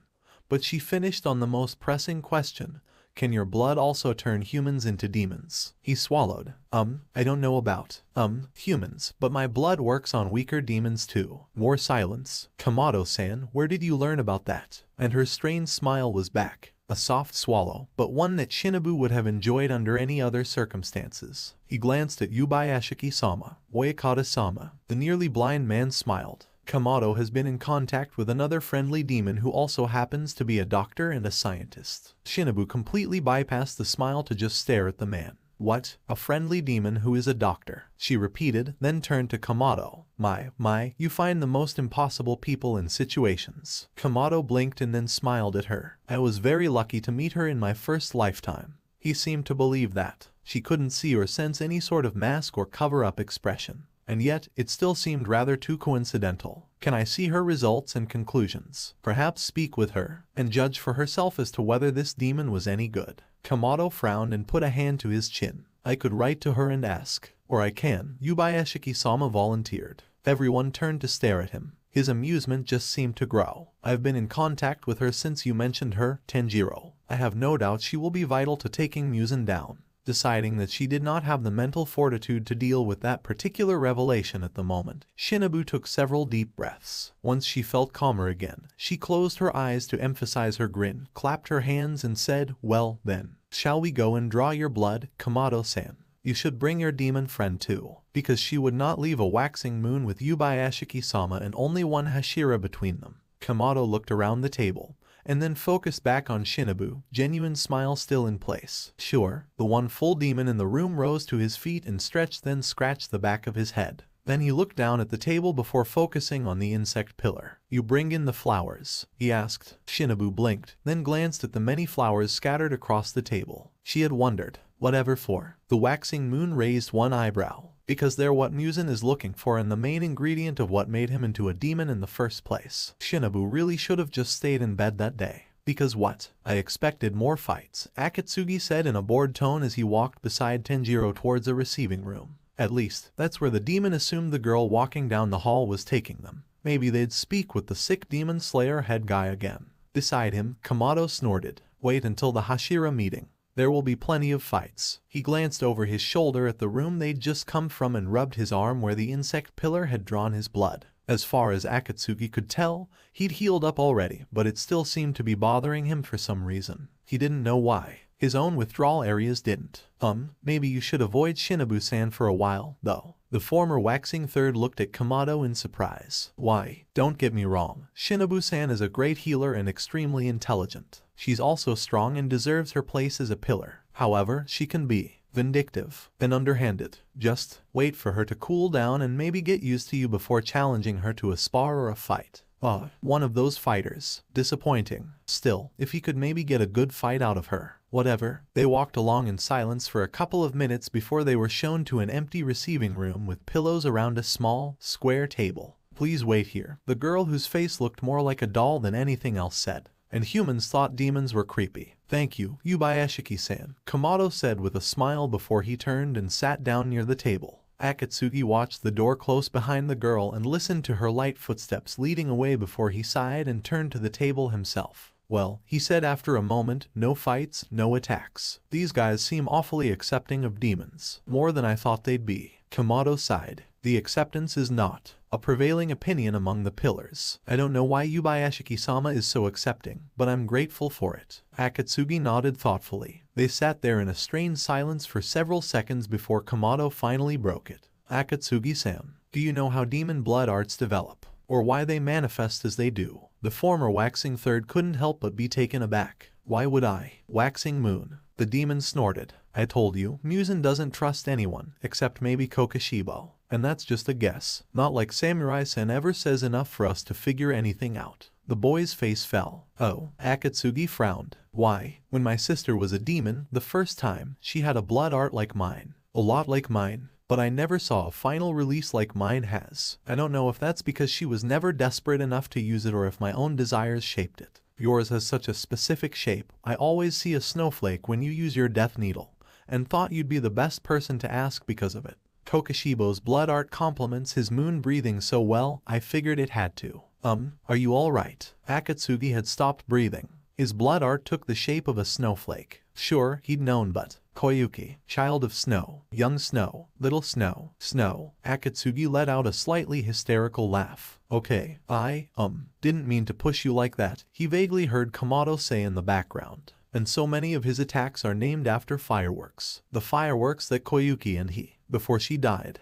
Akaza, the name brought him out of his spiraling thoughts. He blinked and gazed across at the boy who looked about ready to get up and tackle him. Not my name, he said. Kamado relaxed a little and nodded. Yeah, sorry. They sat in silence for several seconds as Akatsuki calmed himself. What was that? Do you want to talk about it? Kamado asked tentatively. Akatsuki frowned again. Did he want to talk about it? Absolutely not. He shook his head. Okay, Kamado nodded, then turned and looked out a nearby window at the sky outside. The light had become more orange as the evening wore on. The more Akatsuki got to know the kid, the more he realized just how different he and Muzan were. So he dropped the kid a bone. He was intelligent enough to pick it up. Or, well, he'd better be, because he wouldn't be getting any more. I forgot my human life when I became a demon, he reiterated to set the context. But my fiancée's name was Koyuki. The last good memory I have of the two of us, we went to watch fireworks. She'd been sick before and wanted to see them. That was the first time she'd been well enough to, and even just saying that was almost too much. So he laid down and turned his back to Kamado. Let him draw whatever conclusions he could from that because Akatsuki was done.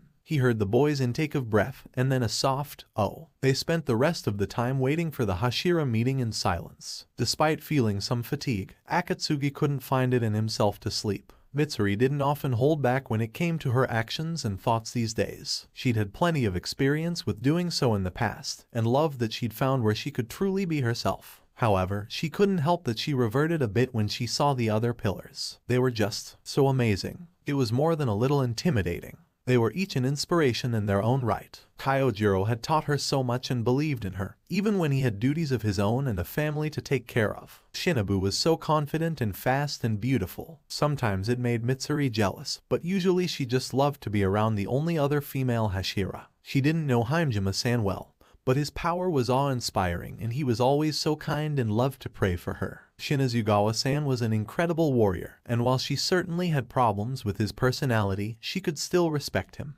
Besides, he was a bit scary and she found it easy to be a little more quiet around him. Of course, there was Tanjiro. The boy wasn't attractive to her like some of the others, but he was so freaking cute, in an adorable, little brother kind of way. And he had such a good heart and his story was so heart-rending. He was a good listener and he loved a good conversation, such a rare find in her experience. She found herself just enjoying being around him. Then she came to Tomioka Jiu. There was little about the man that wasn't amazing. His looks, his skills, his ability to simply stoically stand and take anything given. She couldn't help but wonder how he did it. Like Tanjiro, she didn't tend to be as soft-spoken around him because he just made talking so easy. And he was such a good listener. Not as rare as the good listener and good conversationalist two trait, but definitely the more rare of the either, or scenario. And then there was the newest pillar, Obanayaguro. She'd never seen what he hid under his scarf, but the fact that he'd created his own form of breathing and how he just didn't seem to care about being anyone but himself just made her heart flutter. He spoke his mind and he had such an interesting voice. She just loved it. Okay, she loved all of them in one way or another, to be honest. One-on-one, she could handle any of these people and happily be herself. But being around all of them at once, she just couldn't help but be a little self-conscious. And the blushing didn't help at all. At least she didn't stutter. That would have been mortifying. Speaking of the serpent pillar, does anyone know why we're here? I thought we were only supposed to meet twice a year, and we just met a month ago, the man asked, sounding bored, annoyed and interested all at once. Mitsuri had no idea how he managed to pull that off. Didn't you hear? Shinobu spoke up, sounding terribly amused. Our sun pillar has returned. Kyojiro looked intrigued and Tomioka-san perked up a bit. Unfortunately, those were the most positive reactions. Predictably, Shinazugawa huffed angrily and, sadly, Obanai didn't seem too excited either. Hajime just muttered about the poor soul before devolving into mantras. Mitsuri just observed everyone quietly as she waited for Yubayashiki-sama and his guests to arrive. It didn't escape the love pillar's notice that Shinobu had purposefully left out any mention of waxing third. Oh, this was going to be worse than when Tanjiro had revealed his condition. She had to at least try to head off some of the damage. Maybe start small, slowly acclimatize them to the idea. He managed to turn a demon to our side. She interjected and had to fight the urge to shrink back when Shinobu shot her a disapproving frown. Mitsuri tried to tell herself she didn't care because Shinobu almost acted like she wanted a fight to break out, just for the expressions of surprise they'd have on their faces. So she steeled herself and just stared back defiantly. Shinazugawa snapped out angrily. Just when his lies couldn't get any worse, he went and convinced Oyakata-sama of that. How many of his claims will you believe? Mitsuri balled her fists and met the wind pillar's gaze. He's not lying, she said, well aware of how childish her argument sounded. So much for acting maturely. Wait, Obanai cut in from the branch of the tree he laid on. This is the kid that's slowly turning into a demon, right? When he put it like that. Still, Mitsuri turned to him and nodded firmly. I don't get it, the serpent pillar said. Why are we keeping him alive if he's becoming a demon? Then asking the same question, Shinazugawa said poisonously. Because, a new voice broke in, causing everyone to turn towards the house. I believe he is the key to bringing Muzan down. Yubayashiki-sama had come into the room facing them. Mitsuri, along with everyone else, dropped to one knee. Rise, my children, the man said gently. She loved how kind, thoughtful, supportive and respectful he was. Despite losing his eyesight to a disease and his slowly worsening health, he never seemed to lose hope or heart, and that in and of itself was such an inspiration. Welcome to this Hashira meeting. He sat down with the help of his daughters, who then bowed and left. So elegant. I am sorry to call you here so soon after our previous meeting, but something of vital importance has come up. Or, more precisely, two things. First, I know that there are traditionally 9 Hashira positions, but as far as my research shows, that is because we have only ever had 9 people with those skill levels at any given point. As such, I see no reason to not create a 10th position simply to keep up with tradition. Muakairo, a very cute, blank-eyed teenager, walked in from the door where the daughters had disappeared and bowed. He didn't say anything as he straightened. This is Takedo Muakairo. He has actually been at Hashira level for a while now, but since there was no position open, I have kept him at rank Kino. However, from this day forward, he will be our Miss Pillar. Oh, another person with his own style. How amazing. Go ahead and greet them, Muakairo. The boy blinked and turned to the Demon Slayer Corps head. Why? He asked blankly. I'll just forget I did. A twinge of pain passed over Yubayashiki-sama's face, but then he smiled. Because it's polite. The boy blinked, then shrugged and bowed to them. Pleased to meet you. The nearly blind man's smile widened. Thank you. You may go and line up with your fellow pillars. Hi, Oyakata-sama, the boy said blankly as he calmly walked forward and hopped down from the Ingawa. Apologies, Oyakata-sama, Kyojiro said loudly, boisterously.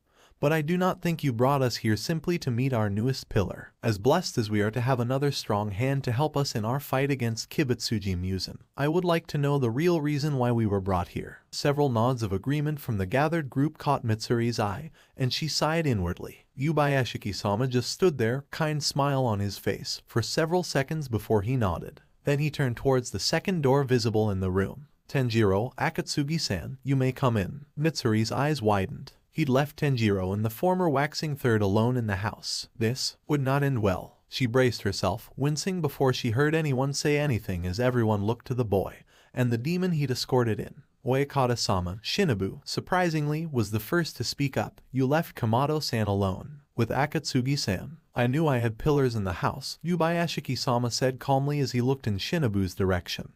Despite likely not being able to see her. Many of them, to be precise. The insect pillar didn't argue, but she also didn't respond. With all due respect, Oyakata-sama, Hajime said quietly, that isn't good enough. Your safety comes first. He still looked as if he were perpetually crying and began to mutter mantras and prayers again. He was just so dedicated. Then a white blur dodged past her with an angry yell. Mitsuri cried out and took a step forward as she saw Shinazugawa jump at Tanjiro and Akatsugi. Die demon, he screamed, sword aimed right for Akatsugi's neck. The demon caught his sword with his bare hand, but seemed surprised when it cut right through his appendage and he stepped to the side. grinning as Shinazugawa fell past him. "Oh, I like you, too," he said, smile stretching as he grabbed Shinazugawa before he could turn around and threw him back outside amid gasps of realization. A demon. A waxing moon. More than one pillar drew their sword. Akatsuki stretched his arms. His whole hand had already grown back. He interlaced his fingers and thrust his palms forward, popping all of his hand joints in the process. Then he directed his smile at them. It wasn't a simple smile, much to Mitsuri's bemusement.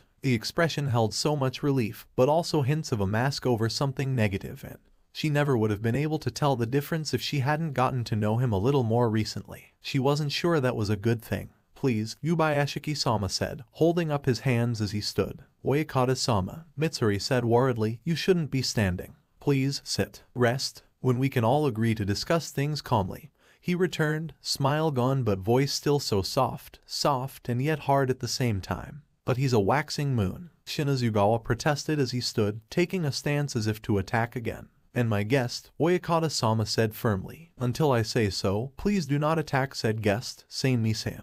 The wind pillar didn't vocally agree, simply grinding his teeth together, but he did nod. He didn't put his sword away. None of the others did either. The only three who hadn't drawn their swords were Shinobu, Mitsuri and Tanjiro. The group fell into shocked silence for several seconds before Yubayashiki-sama seemed satisfied and sat back down. Then he waved at Tanjiro and Akatsuki. "Please explain what happened, Tanjiro." The boy in question nodded firmly, eyes fixed and determined. Then he began to speak. He told of the fight between them and the waxing moons, how Akatsuki had bitten into his hand and how it had done something to him, even though they hadn't known what at the time. He told of how he'd had to release his full power to fend waxing 2 off, and then how he'd managed to burn Musen's cells out of his sister's body. That wasn't the first time he was interrupted, but it was the first time that multiple outbursts stopped him from continuing. Everything from liar to flamboyant to "why did you not tell me this before?" and even an open mouth from Tomioka-san. Finally everyone calmed down and Shinobu, looking far calmer than she had a couple of seconds before, spoke for all of them. "Kamado-kun, do you think you could burn the demon infection out of a fully realized demon?" Tanjiro paused and frowned. "I don't know," he replied. "I mean, usually when I burn the demon out of someone they kind of die. I think I just managed to get to Nezuko fast enough. Although, I do usually tend to cut off their heads."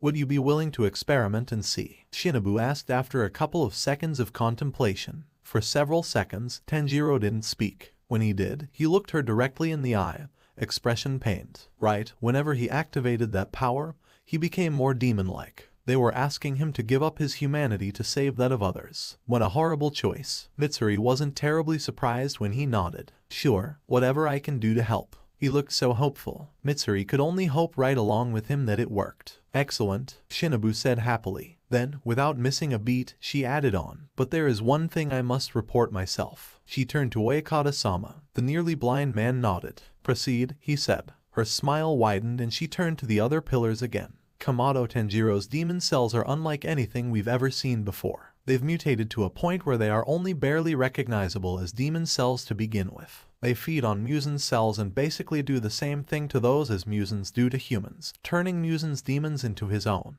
More various reactions from angry to confused sounded, but Shinobu didn't acknowledge any of them, simply waiting for the commentary to die down by raising a hand, palm out. Once it quieted to the point where she was satisfied, she continued. "However, I have also found that his cells do the same to human cells that aren't his own." She paused, letting that hang in the air for several seconds before turning to Tanjiro, who had gone very, very pale. "Kamado-san, you have become a demon progenitor." Tanjiro didn't know what to think. Shinobu's words bounced around in his head, again and again, but he couldn't seem to comprehend them. Unsurprising, as he'd had a hard enough time accepting that he could steal, and would essentially take over Musen's role to demons.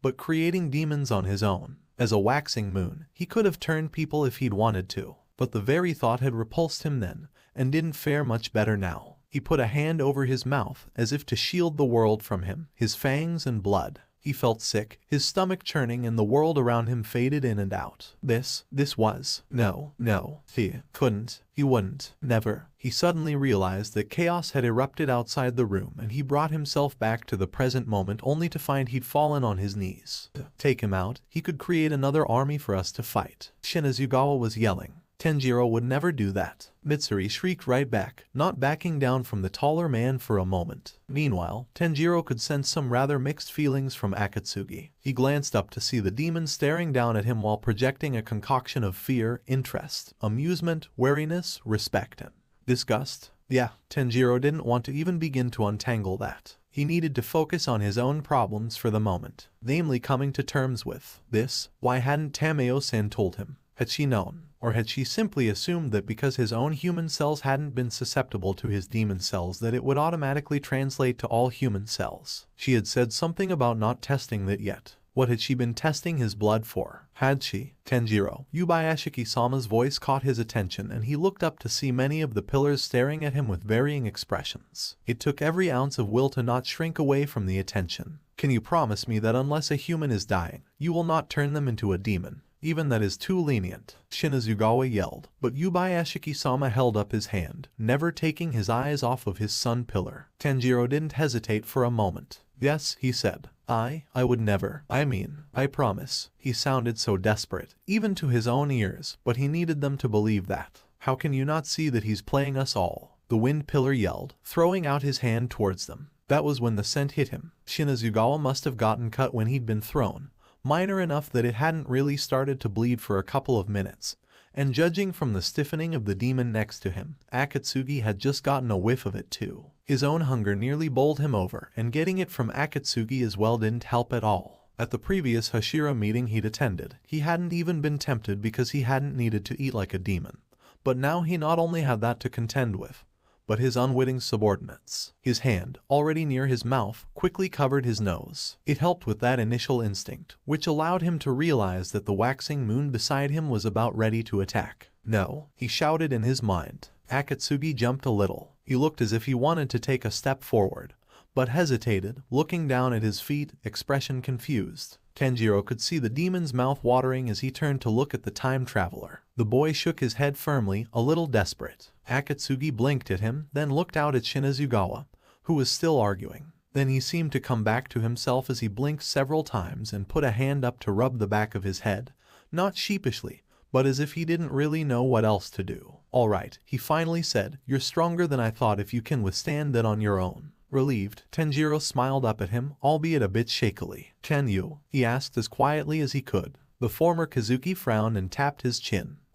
It's easier now that you don't want me to, but it's still tempting. Doesn't help that he's so obviously strong. However, now that I know, yeah, I think I can handle it. The son Hashira nodded again, shoulders slumping. The demon meant what he'd said. It was part of why he'd liked Akaza the most of all the waxing moons. He was just so straightforward and honest. He could be snarky and sly if he wanted to be, but he rarely did. It was refreshing, really. Even now, it had been a godsend when he'd become a waxing moon. Oi! Shinazugawa's voice drew their attention and the two of them looked to see all the other pillars staring at them again, most of them warily. Let me guess, before, you didn't crave human flesh, but now you do, he said with a huge grin. Then, in a flash, he'd cut his arm and the scent strengthened. Akatsuki hissed, but didn't move from his spot, much to the younger boy's redoubled relief. That was one problem taken care of for now. However, Tanjiro knew that he'd have to face Shinazugawa and his Marechi blood without running away or attacking before the pillars would trust him. Even Mitsuri looked worried.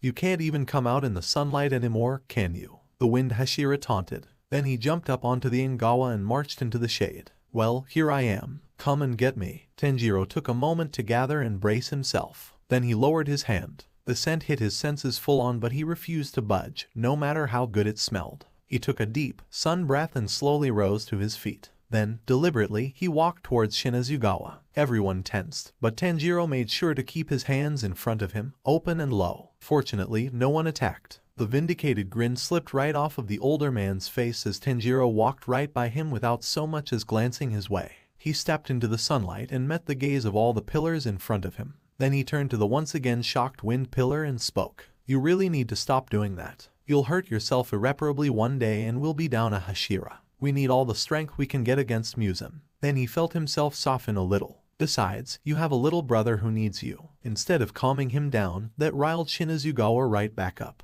Tanjiro really should have seen that coming. The wind pillar went to strike at him, but then Akatsuki was right by them, grabbing the white-haired man's arm before it or the sword he held could begin to reach Tanjiro. If you want a good fight, why not try me? The former waxing third asked, sharp anticipatory grin in place. They're both flamboyantly in the sun, Yuzui-san said worriedly. Just another reason to get rid of both of you, Shinazugawa growled, yanking his arm away. Shinazugawa-san, Yubayashiki-sama said, his voice surprisingly cold. You agreed to not attack my guests, and it is against the rules of the Corps to attack another Corps member without cause. Silence fell. The wind pillar looked livid as he glared at Tanjiro and Akatsuki, but then he glanced between them and the Corps head for several seconds before bowing towards Yubayashiki-sama. In quite the feat, he never took his eyes off of Tanjiro and Akatsuki. Forgive me, Oyakata-sama, he managed to grind out. Yubayashiki-sama sighed. I wanted my pillars to train with Akatsuki-san, and he agreed. Training with a waxing moon, former or not, can only help us in the long run.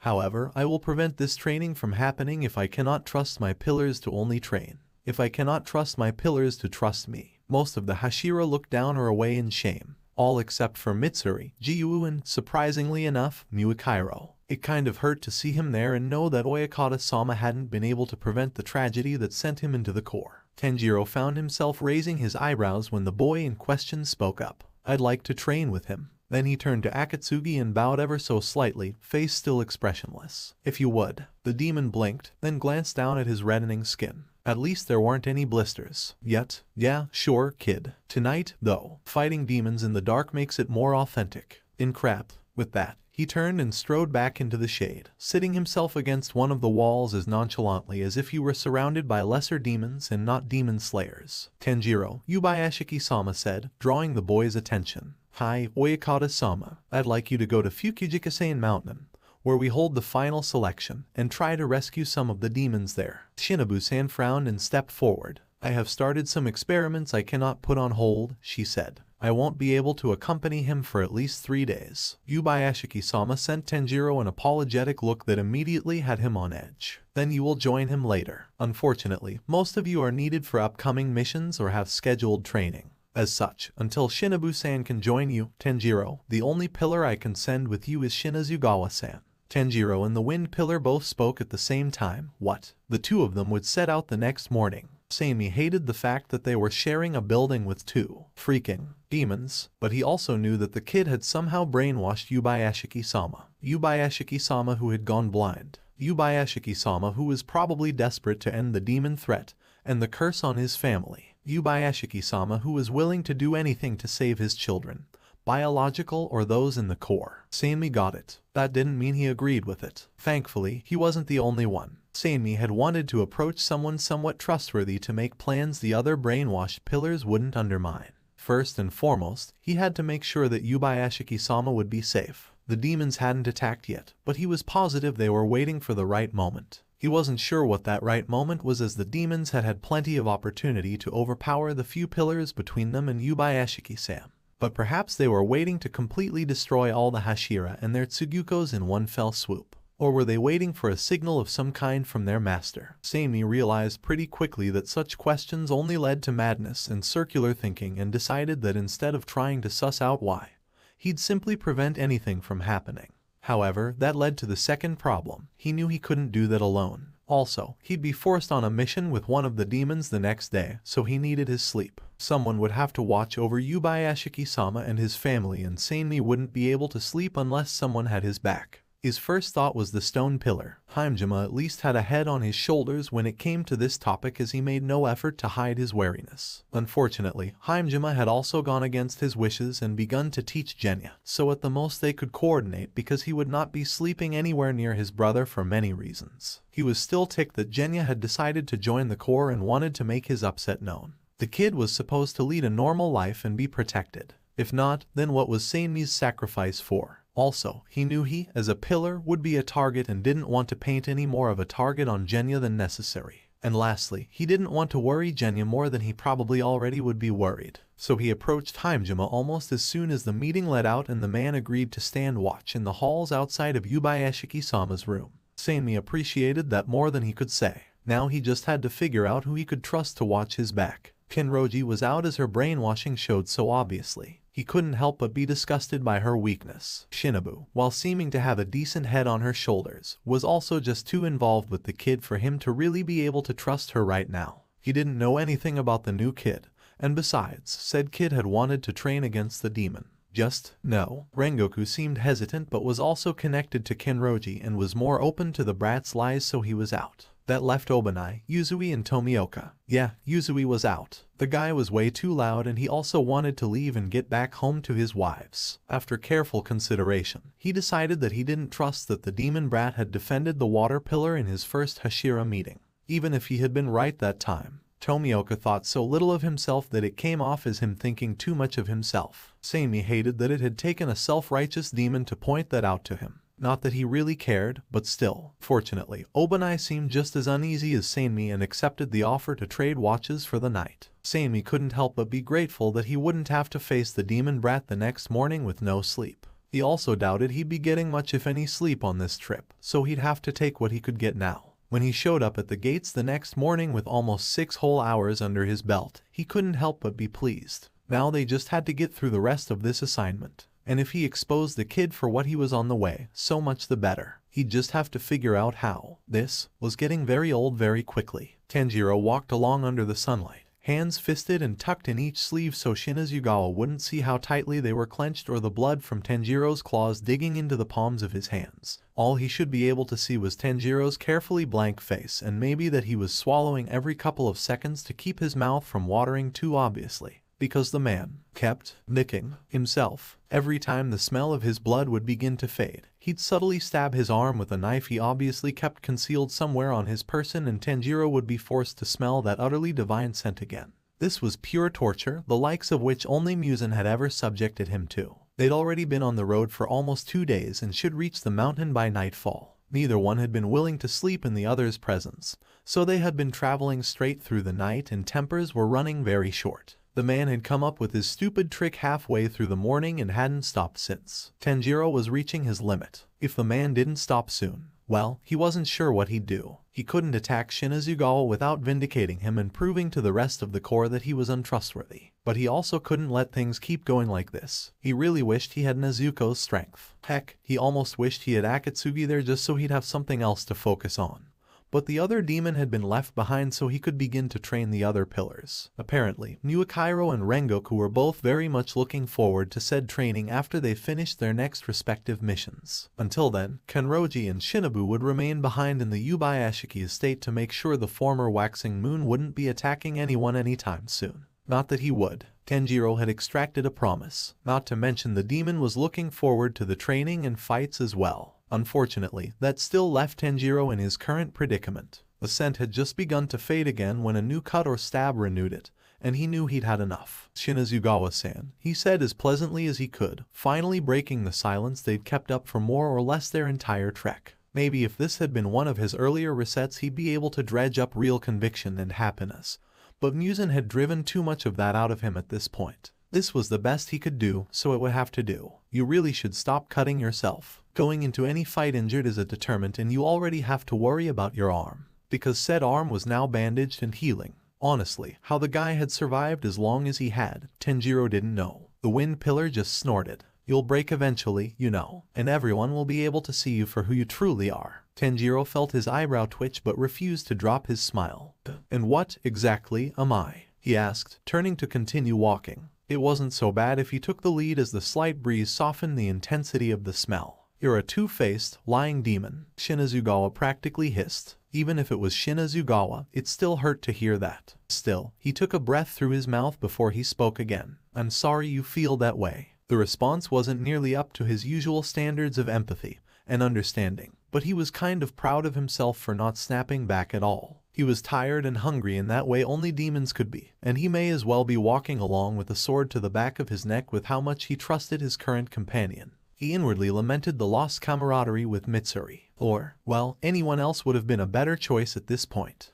Why don't you just drop the act? The wind pillar almost shouted, voice harsh and accusing. Tanjiro wanted to snort. Instead he tipped his head to one side as if thinking. Let's say you're right, he finally responded, just for argument's sake because it certainly isn't true. What would I gain by holding back? Why would I act as I am? Dang it, he must be really tired if he was presenting it like that. Or maybe just done. Normally he would rely on his emotion and determination to get through to other people. That had been his default for so long, but it just seemed so daunting to pull up much energy at the moment. Besides, he doubted it would help with the wind pillar, so Shinazugawa would have to deal with a waxing moon instead of the demon slayer, as much as Tanjiro hated to think of it like that.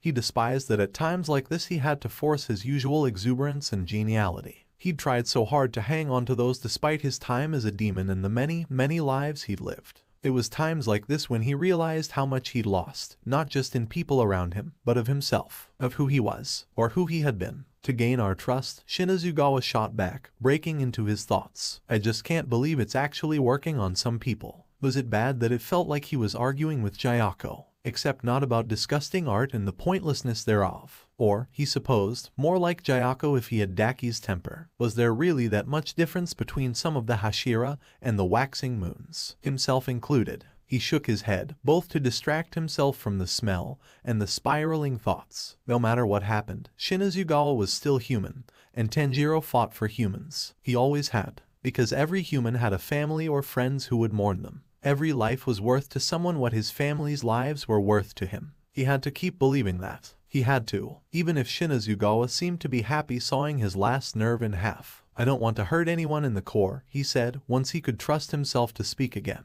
I just want to take Muzan out. Another snort. Save it for the others. All of this future knowledge stuff. I don't buy it. Tanjiro sighed. You don't have to, he finally said. That doesn't stop it from being true. A growl from the winged pillar. You may have everyone else fooled, but not me. This was getting them nowhere. He'd known logic wasn't Shinazugawa's strong point, but he hadn't realized it would be this bad. I'm going to hurry ahead, he finally said. It felt like running away, but he wasn't sure he had much of a choice at this point. I want to get there before the demons come out. Like I'll let you out of my sight, Shinazugawa growled. Tanjiro couldn't help a small smirk that came to his lips. Hook, line and sinker. He didn't say anything, though, as he jumped into the trees. He heard Shinazugawa behind him, and his smirk widened. It would be worth the extra energy to get away from that smell.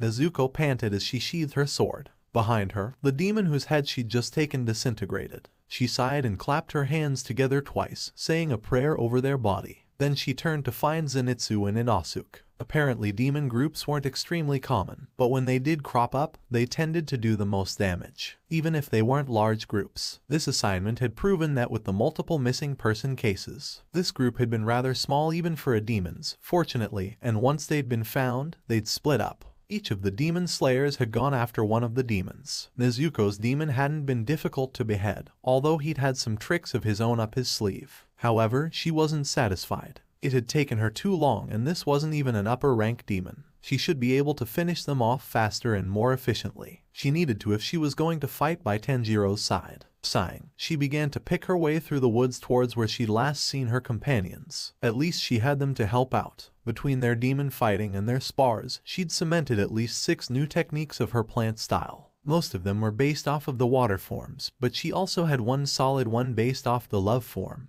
and a couple more ideas to explore. So, even if she wasn't progressing as fast as she wanted to, she was still progressing, and was happy with the style she'd created. Help me. The scream cut through her musing and she sighed, then picked up her pace. Zenitsu would begin to believe in himself if it killed her. She wondered how Tanjiro was doing right now, or her family. Perhaps she could request some time off to go and see them. Yes, NOOO. As soon as they got out of this mission alive, Shinazugawa and Tanjiro sat in the treetops on the Fukujikasane mountain, watching a demon shuffle around a clearing below bemoaning a lack of food. Thankfully, Shinazugawa had covered up all of his wounds and thus the demon couldn't seem to sense them at all. Well, the wind pillar hissed slowly at Tanjiro. What are you waiting for? Tanjiro shot the man a glare. Muzan has a mental link to any demon who hasn't shaken off his curse. He's looking for me specifically. If that demon sees me, we will have to deal with waxing moons. If they were lucky. And why is he looking for you? Shinazugawa asked, voice accusing. Tanjiro held back a sigh. Because he knows I have demon abilities but has never had contact with me before in this life. He's curious and my presence is threatening to him. Or he's just waiting to come and take you back into the fold, Shinazugawa muttered. Tanjiro grit his teeth. Never, he hissed. I'll die before joining him. And he meant it. He couldn't go through Muzan's close scrutiny again. He couldn't. He wasn't sure if Shinazugawa could sense his determination or if he just didn't know what to say. But the demon slayer didn't respond. For once, the Sun Pillar decided he would take his wins when and where he could. In any case, this is going to take time, Tanjiro continued. I need you to distract him while I sneak up on him from behind. Or find a way to bind him somehow. Like I'm gonna fall for that. You'll just run off. Do you aspire to be difficult or does it just come naturally to you? Tanjiro hissed and almost immediately regretted it. Not because of Shinazugawa's unimpressed expression, but because that wasn't like him and would ultimately get him nowhere. Snapping at people never did. He also knew an apology would get him nowhere, so he just took a deep breath. Look, the sooner I can figure this out, the sooner we can leave. And if I can save these people, turn them back into humans, isn't that worth trying for? Shinazugawa's unimpressed expression didn't change. Besides, it's not like a demon like that will stand in your way if anything did happen. He tried very hard not to roll his eyes. The wind pillar didn't move. This won't be a success unless we work together, Tanjiro tried. Pleading hadn't ever worked with Jiu, or Shinobu for that matter, or even Urakodaki-sensei. But maybe it could work for Shinazugawa. Somehow he doubted it, which was why the man standing up and pointing a finger in Tanjiro's face surprised him. 2 minutes. If you're not there, I head straight back to Uekata-sama. Tanjiro blinked and nodded his head. The acquiescence was unexpected, not unwelcome. The wind pillar vanished and not 5 seconds later, the demon cried out. Shinazugawa had him, a younger man, maybe in his early 20s, held by his arms twisted behind his back, much like Jiu had held Nezuko that first time he'd met the pillar. The demon was spitting out vitriol about how he was going to kill and eat them and how dare they puny humans. Typical demon posing. He's restrained. Now what? Shinazugawa glanced back at Tanjiro while holding the demon in such a way that he couldn't see who the demon slayer was yelling to. Tanjiro appeared beside and just behind him. Now, hold still, he said quietly. I won't burn you. Shinazugawa's eyes went wide, but Tanjiro's fire was already raging towards him. He let go of the demon and jumped away, but the pillar hadn't gotten burned. Tanjiro could only hope Shinazugawa realized that. He sighed as the demon began to scream and Tanjiro forced himself to concentrate. He needed to burn out the demon cells, but he winced as the demon continued to writhe in pain. He really hated putting anyone through this. Perhaps they could knock the next one out. Would probably be safer too. The demon kept screaming and yelling and writhing and Tanjiro kept pushing, closing his eyes and searching for the demonic sense and burning it away. He grit his teeth. Come on, he whispered. Please, let me help him. He kept pushing, further and further until he realized the demon had stopped screaming and now lay still. He couldn't sense anything more demonic from him. Could he have? Tanjiro cut the fire off and rushed forward, kneeling beside the very human-looking person. But he was breathing shallowly and his body twitched. Swearing loudly, Shinazugawa approached, sword drawn and looking to be on a warpath. What was that? He hissed, pointing his sword at Tanjiro. He's not breathing well, the sun pillar said, ignoring the question altogether. We have to. Before he could finish, the man shuddered and then went utterly limp. Tanjiro panicked and put a hand to his neck, looking for a pulse. He found none. No, no, no, he muttered, flipping the man over and slapping at his face. Come on, come back. Breathe, breathe. He didn't. Tanjiro kept shouting at him for several seconds, bordering on minutes. He even tried to push air into the guy's lungs like Tameo had taught him, and start his heart. He wasn't sure he was doing it right, though, and the guy never responded. Aarrgh. Tanjiro screamed after several minutes of trying to resuscitate the man, not caring how demonic he sounded. Then he slumped over onto the still chest and couldn't stop the tears. He'd failed. Not only that, but he'd just tortured this man to death. Was that worth it? He may have been trying to save him, but that didn't stop the fact that he'd killed him in what sounded like one of the most painful ways possible. He's not disintegrating. Tanjiro looked over at Shinazugawa, realizing a second too late that he had tears running down his cheeks. What? He snapped. The wind pillar looked taken aback for a moment as he looked at Tanjiro, but then he shook his head. The body, it's not disintegrating. Tanjiro felt his patience snap as he turned on the man. Is that all you can think of? He yelled. I just burned him to death. He's dead. Shinazugawa just stared at Tanjiro, eyes narrowed. But he's human. The boy's mouth clopped closed and he looked back at the body. Shinazugawa was right. But, did that matter? The man was still dead. Had still died in a horrific way. At least cutting off his head would be painless for the most part. Let's go find another one, Shinazugawa said, rising to his full height. Tanjiro glared and actually felt his eyes change that time. The wind pillar's eyes widened and he brought his sword to bear. Waxing 0, he hissed. That caused Tanjiro to pause. Yeah, from when I infiltrated the waxing moons. It marked my soul. Yet another reason for me to absolutely despise Muzan. Or your. Stop it, Tanjiro yelled, uncaring of who heard him. Just because you cannot fathom anyone better than your mother who couldn't come back doesn't mean it can't happen. Shinazugawa froze and suddenly went utterly cold. What was that? He asked. No swearing, no other harsh language, no emotional explosions. And Tanjiro realized he may have overstepped. He had to find a way to salvage this. I hate Muzan, he finally settled on. He's killed my family so many times I can't even count them all. He's turned my family into demons, and he's turned me so many times I remember being demon more than being a human. I hate it. I would do anything, even work with a short-sighted, bigoted person like you to take him down. Shinazugawa still looked about ready to attack Tanjiro and slice him into a billion pieces, but he hadn't made a move to do so. The Sun Pillar decided to press his luck. You don't have to like me. Heck, you don't have to trust me. I don't care. What you need to do is realize that the enemy of the enemy is my friend.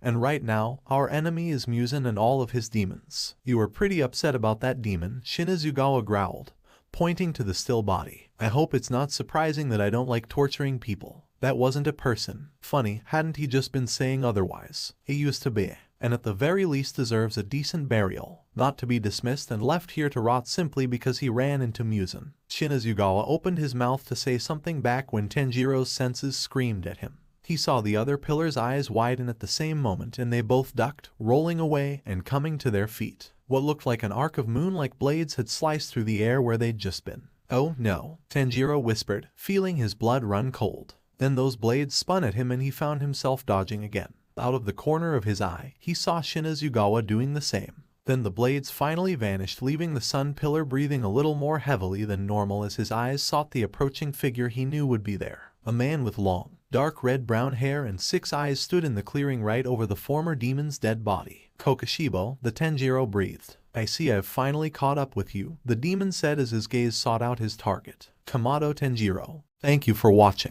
Make sure to subscribe and hit the notification bell so you never miss a video. And comment down your opinion on this video. Thanks for stopping by and I'll see you in the next one.